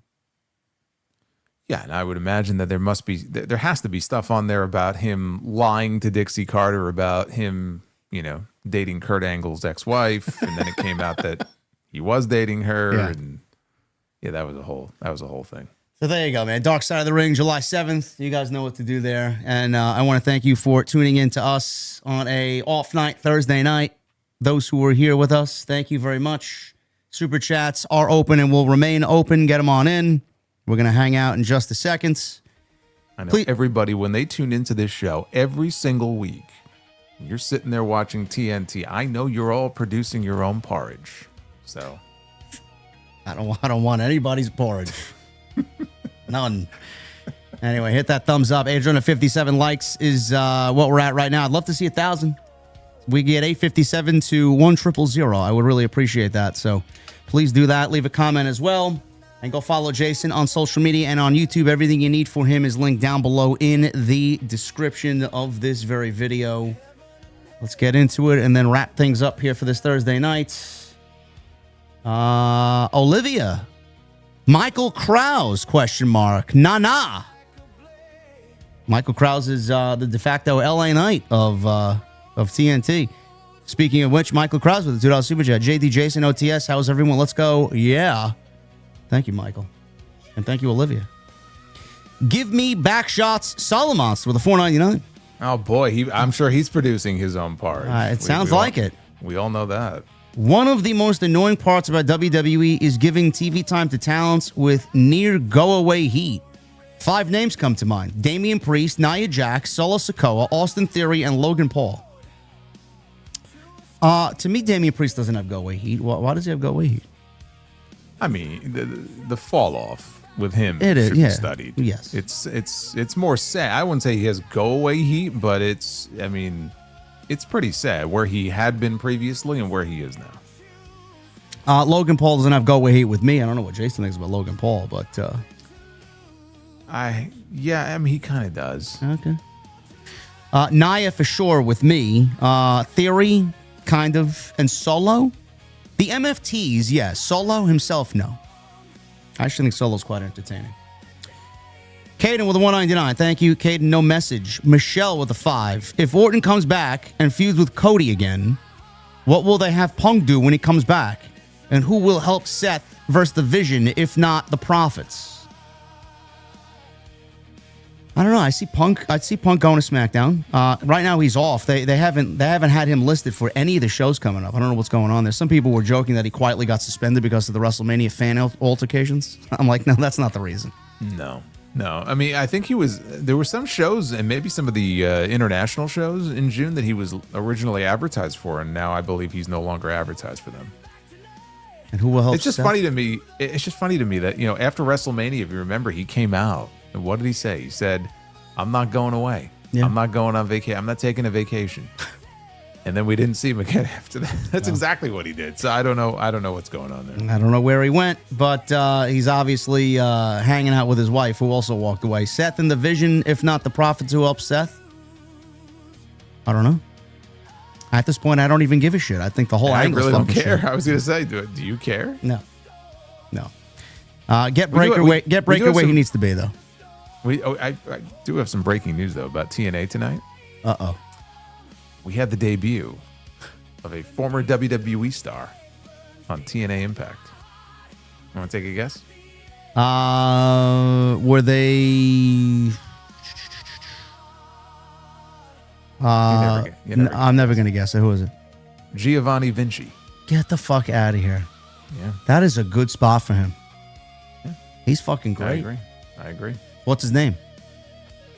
I don't know. Everybody was saying Giovanni Vinci, so... Fabian Eichner. Okay, good. All right, back to the old ways when we first found out about him in the Cruiserweight Classic.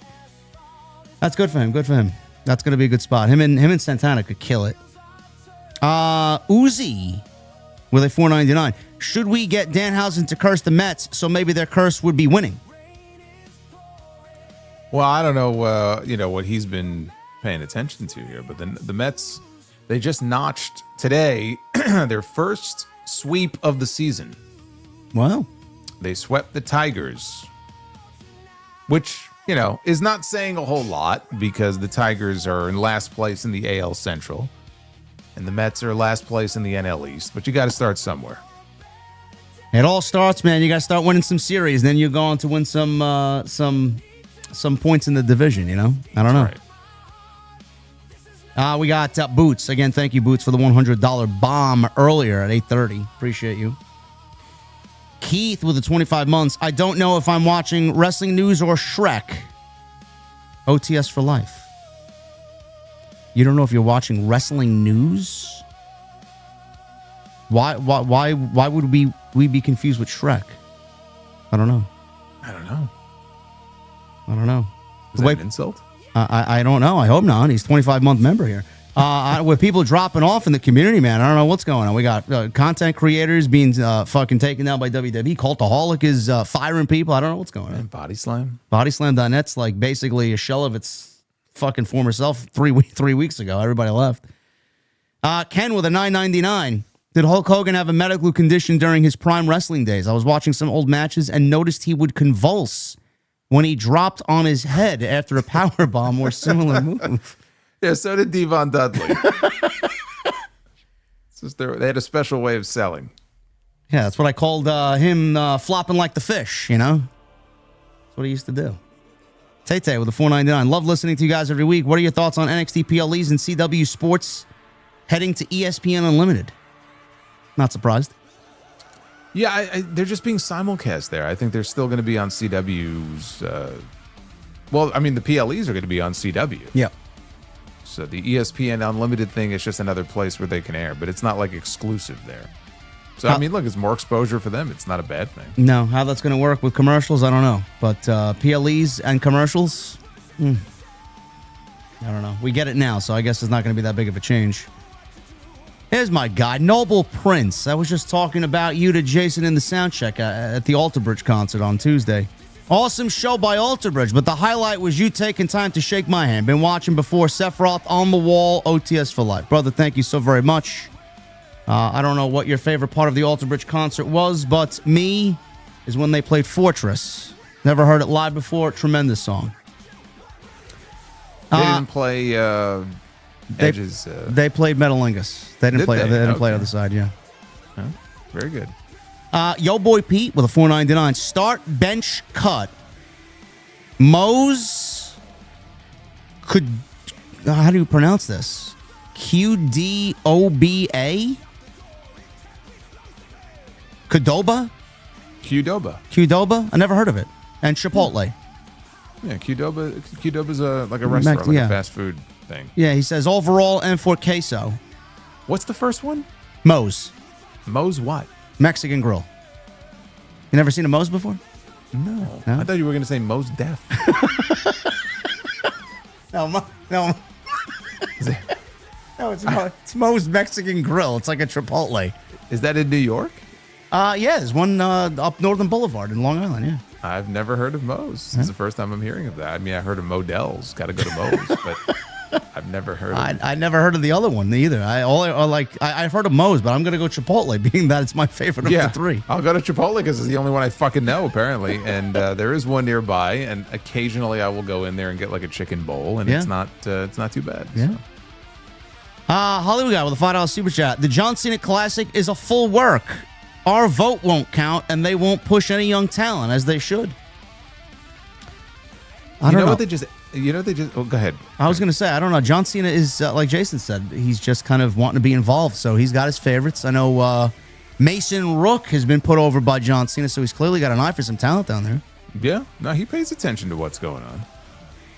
But I was going to say, again, I don't know if this is a new thing or not, but I just saw an advertisement for it, and then apparently there's not one too far from where I am, but they have a Raising Cane's here in New York, near me, and I always thought that was a non-New York thing. I actually learned about them from the guy who started it, has been on Shark Tank. But apparently it was like a big fast food thing, I think, in maybe the Midwest or in the South. And now they have Raising Cane's here in New York. Is that a new thing? I've never seen a Raising Cane's in New York. I thought that was only like kind of going towards Jersey or Delaware, which people told me there's Sonic in New York. I never seen a fucking Sonic in New York either. Yeah, oh yeah, in Valley Stream. Yeah, I never seen one. Oh yeah, well, you know where the shopping center in Valley Stream is? Yeah, there's one right over there. Hollywood guy, thank you. Ray Reezy with the 20. Soul Ruka's Soul Snatcher has nothing on how Raw and SmackDown snatches my soul from watching this garbage every week. Soul could snatch our souls any day of the week. Much better than Raw and SmackDown. Jericho with a 20. WWE has shown they are incapable of booking the Samoans long-term outside the bloodline pool. Jacob Roman is basically a rehash of the 2020 Jay Roman feud. Can't believe Punk dropped the belt for this shit. Yeah. I mean, I figured if Roman was going to take a full-time schedule or more of a full-time schedule, that they would give him the title, but I was hoping we didn't get what we are getting now, and that's exactly what we're getting. It's not interesting. Bradley with a 5. With the recent releases, I feel like Triple H has moved on from Black and Gold and shifted his focus to the 2.0 guys. Breaker, Oba, Hayes, Roxy, Tiffany. The Black and Gold guys, they're basically all but gone. I think the only one remaining is Johnny Gargano and Kevin Owens. That's Sami Zayn. That's about it. Yeah. They're all gone. And you can't go wrong with Breaker, Oba, Hayes, Roxy, and Tiffany. They're all great. But and the people that are down there right now, Mason Rook's got my attention. I like Kalani Jordan. I like Lola. I like on the men's side. I think Tony D is. Yeah, Kendall's incredible. Tony D has been there. He's the next one to get called up when he drops that title. I don't know how he's going to fare on the main roster. His gimmick is too generic for me, I think. But he's a very good wrestler. Endless Boredom with a 199. It's crazy how Ray Phoenix is so underutilized. It's a shame. Yeah. I have no clue. Legitimately speechless on how they've booked Ray Phoenix so far. They got Dragon Lee. It seems like they took more liking to Dragon Lee than Ray Phoenix. Yeah. I don't know. He's been gone. He was banged up coming out of the ladder match of WrestleMania. So we should see him back in a few weeks. For Illuminati with a 5, if there was a WrestleMania in Ireland, that's where you give Sheamus the IC title. So, okay. I know that sounds really great. It sounds really great in theory, but realistically, if they were actually going to go there for WrestleMania, dude, we're like 4 years away from that. I don't even know if Sheamus is still going to be wrestling at that point. No. Don Stoney with a 5, Tuesdays or Thursdays. It don't matter because TNT fucking kills it. Thank you, Stoney. Thank you. Sticky Doodle with a 199. Is there any anime that you guys like Dragon Ball Z? No. Was never into anime. MJ Gel with a 10. Based on the AEW Triller lawsuit, analysis / estimate of back of envelope emoji, AEW did between 20,000 and 30,000 pay-per-view buys globally, with YouTube buys that's 25,000 to 35,000 per show, pre and with max. Thoughts? I don't really have any. What are the actual pay-per-view numbers? Because I buy it through Verizon. Yeah, well, I mean, they were a lot more than that. Yeah. So I mean, it's got to be in the hundreds, I would assume. No. As far as the pay-per-view numbers. Yeah. I mean, he's always talking about that. I mean, they're doing over 100,000. Yeah. 140. I mean, it varies depending on the show. When Punk was there, I'm trying to think what they were doing when Punk was there. I think Punk did the highest I've ever did. I think it was like 210,000 for his first show. Yeah, it was closer to 200. Yeah. So, yeah, the lion's share of it is going to be on traditional pay-per-view, but that's the problem because it's so fragmented. They offer the pay-per-views, which is great that they offer it on so many different platforms, but then it's kind of tough to, like, piece them all together. You got ppv.com, and you've got YouTube, and you've got Triller, and you've got now My AEW, Prime, right? They're on Prime. Amazon, yep. HBO Max. They're kind of all over the place. Yeah, man. I don't know. I mean, that's too low. They're doing pay-per-views. Their bread and butter. That's their biggest business. Terry's Odyssey with a 20 message. Thank you, Terry's. I appreciate you, man. MJ Gel with a 5. Fairway to Hell Live was very different versus TV. Could be set up way better. Crowd over 1,000. Ticket prices were $50 per ticket. Opportunity for growth as an event. B-. Yeah, I had a couple of people who went. One person paid a lot more than that for their ticket, and then somebody else paid $30, and they're like, "It was the easiest $30 I ever spent." Yeah. But one problem was there was a lot of dead space. So I would imagine that if you bought a ticket and you were, let's say, where like the greens were, because the ring wasn't like centered. So I could see where if you bought a ticket on like the far side, not knowing what the setup would be, and then you saw the ring was like all the way over there. Yeah. I could see where that would be an issue. Ankle Break AJ with a 5. Newly into Liquid Death. Thanks to you, JD. What's y'all's favorite flavor? Mine is Scream Soda by Dr. Death. And I'm not talking about Steve Williams. Mine's just a classic sparkling water, just because the way it's carbonated. It's lightly carbonated. I love the blueberry iced tea. I love the green tea. I love the apple cider soda. And they just came out with one Pop-Tarts, which is fucking incredible. It legitimately says the liquid Pop-Tarts in iced tea form. Wow. Yeah. So, yeah, I'm all on that, man. Thank you. Chicago, 4MBK with the $2 super chat. Thanks for all the great TNT. Well, thank you for being here, man. Thank you, brother. Sam Vargas, too. Giovanni Vinci in TNA as he says Damian Eichner. Fabian Eichner. Yeah. Not Damian Eichner. Alex with a $10 super chat. Brother JD and Solo, who is the bigger botch? Tonga Loa botching his last move before being released, or Best Buy accidentally leaking the GTA 6 pre-orders going live on May 18th? I would say that's the bigger botch. I don't know. I would say that that was pretty deliberate, honestly. Think so? Yeah. I think people are fucking pissed off with the lack of information, and I think people Do you still believe that this game is coming out in November? Yes. Yes. Even after all the delays? It has to. I'm very skeptical. How much more you think they can push it back? I think it could push back another year. It's been nonstop delays. Everything is like, we want to make it perfect. We want to make it perfect. Yeah, well. And so you have to assume along the way things are going to happen. Things don't go perfectly. And then it's like, oh, it's another 6 months. Listen. The question is, like, how much more are people willing to put up with if it does get delayed? It doesn't matter, man. People will take another fucking delay and give them their money without a blink of an eye.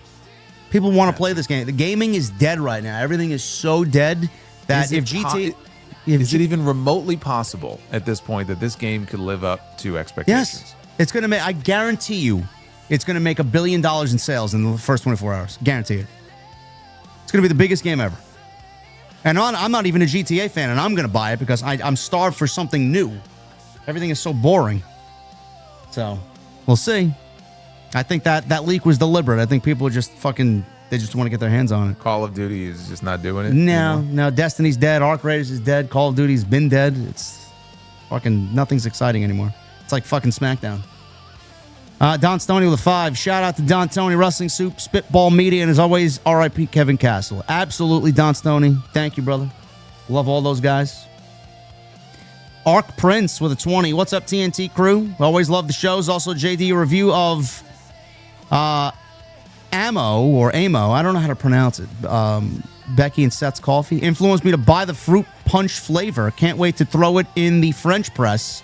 Off to boot up Forza 6. Happy Thursday. Yeah, man. I'm a big fan.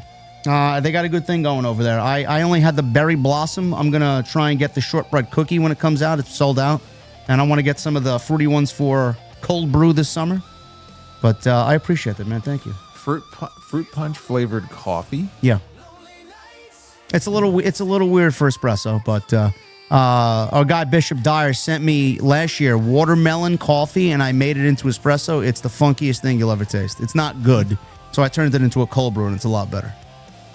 Interesting. Yeah. Shout out to Open Air Coffee too. Go check his stuff out. BW Roses with a 5. Hi. Tonight, Cedric won the X Division Championship. Vinci debuted on TNA. What are your thoughts on the upcoming episodes of Dark Side of the Ring this year? I'm looking forward to it. I watch it. I mean, I review them every year. I get my Dark Side of the Ring reviews. People always ask me, "You going to do it again?" I'm like, "Yes, I'll do it again." Because they can only go into so much detail in 40 minutes. I usually end up doing like a deeper dive than they do. Yeah. But they do a good job with the episodes. And honestly, in wrestling, there's never going to be a shortage of episodes to cover, unfortunately. Like all the potential topics I thought they could do for season 7, there isn't a single one of them on the actual list, and they could still apply for a season 8. Yeah. As far as X Division title, Cedric Alexander, he's great. And I'm a big fan of Giovanni Vinci, as is Jason. So we hope to see him succeed there.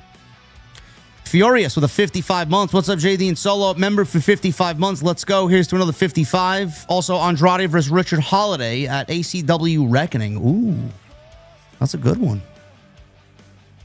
Hey, man, I unfortunately was not back when Andrade came in. I would love to have Andrade back in HOG. I love him. It's great.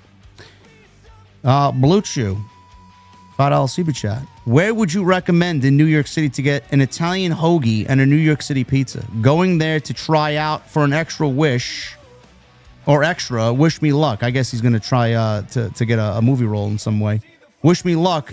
Dives are fine. Tourist traps, no. Italian hoagies? You know a good place for Italian hoagie? I don't, and I'm not the person to ask when it comes to pizza. And NYC. There's great pizza places all over the place. I don't frequent them anymore, unfortunately. Blue. I wish I had an answer for you, Blue Chew. Honestly, anywhere that you are in the city, but don't go to the places that offer $1 pizza. Just don't. When I used to be out in the city at we'd leave the bar or whatever club at 3:00 in the morning. Yeah. 3:30 in the morning. Those fucking places, dude. I know. Because they were all over the place. They were packed. I know. Packed. Can you imagine that being your fucking life, man? 3 a.m. watching fucking drunk 20-year-olds just fucking crowd for pizza. Well, they weren't just 20-year-olds. They're drunk 40-year-olds too. But they're all getting pizza. The place is packed. I mean, they do incredible business.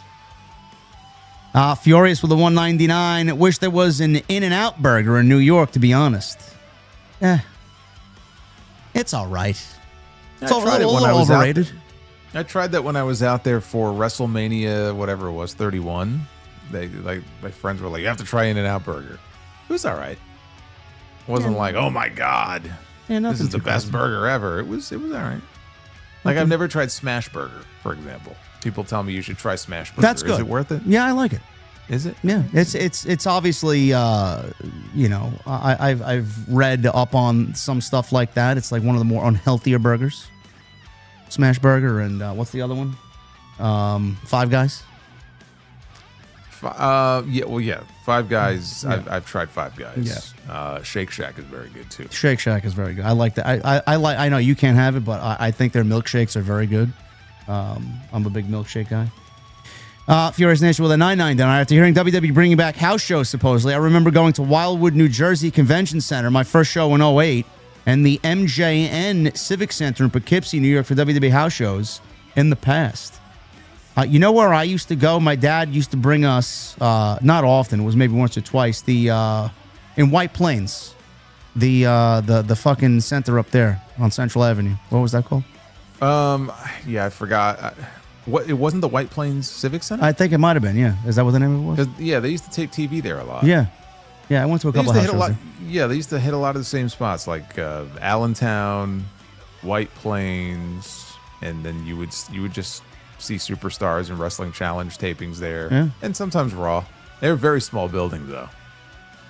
And this was during the era where they would also run high school gyms. Yeah. Yeah, it was those lean times. Those are the days. And as far as house shows being back, I mean, it's good, but it's just another one of them in between tours before we get to another major PLE. So I'm glad that they're doing something at least because the talent have been asking for it.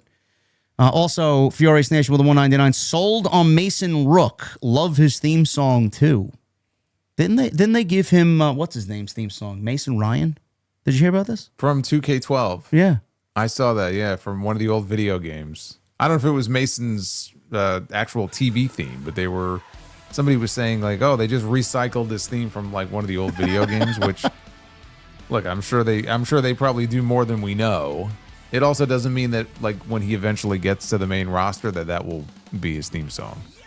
No, I don't even know if it fits him now. I got to watch him a little bit more to get. But that means if it's recycled from back then, that means it's not Def Rebel.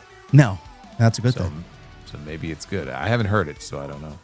And then Furious one with this, 499. With ACW Reckoning this Saturday night in Poughkeepsie, may get in a spat with Sean Donovan of Sent to Slaughter. LOL. Those guys are ruthless. Well, I'm sure you have a good time, bro. I don't know who, I don't know what the group is or what they're about, but I'm hearing some good things about them, so have a good time, man. That is all we got for you. In and out in just a little bit over 3 hours. Appreciate you guys joining us on this Thursday night. And we will be back to our normal time on Tuesday. What we have for you lined up there, I don't know. We got a Monday Night Raw to sit through, and hopefully there'll be some more news for you guys to hang out with us for. Venom Supreme with the 50 months. I like Roman, but Kal-El is ready for the belts to go all gas, no brakes. Know what I mean? It's Yatamine. You got to get it right. And Solo, I think In and Out is fire. That's fine. I didn't hate it. It wasn't revolutionary. He wasn't blown away. I was not. No, I was not. I was not blown away. Although the way things are going with gas prices, for Jacob Fatu soon, it may just be all brakes and no gas. Yes, that's the way I feel, man. Imagine me filling up the fucking dark horse. Where am I going? Oh, I can imagine. Oh my God. Anyway, man, we're gonna leave it to Jason to sound us off for another episode here for 146.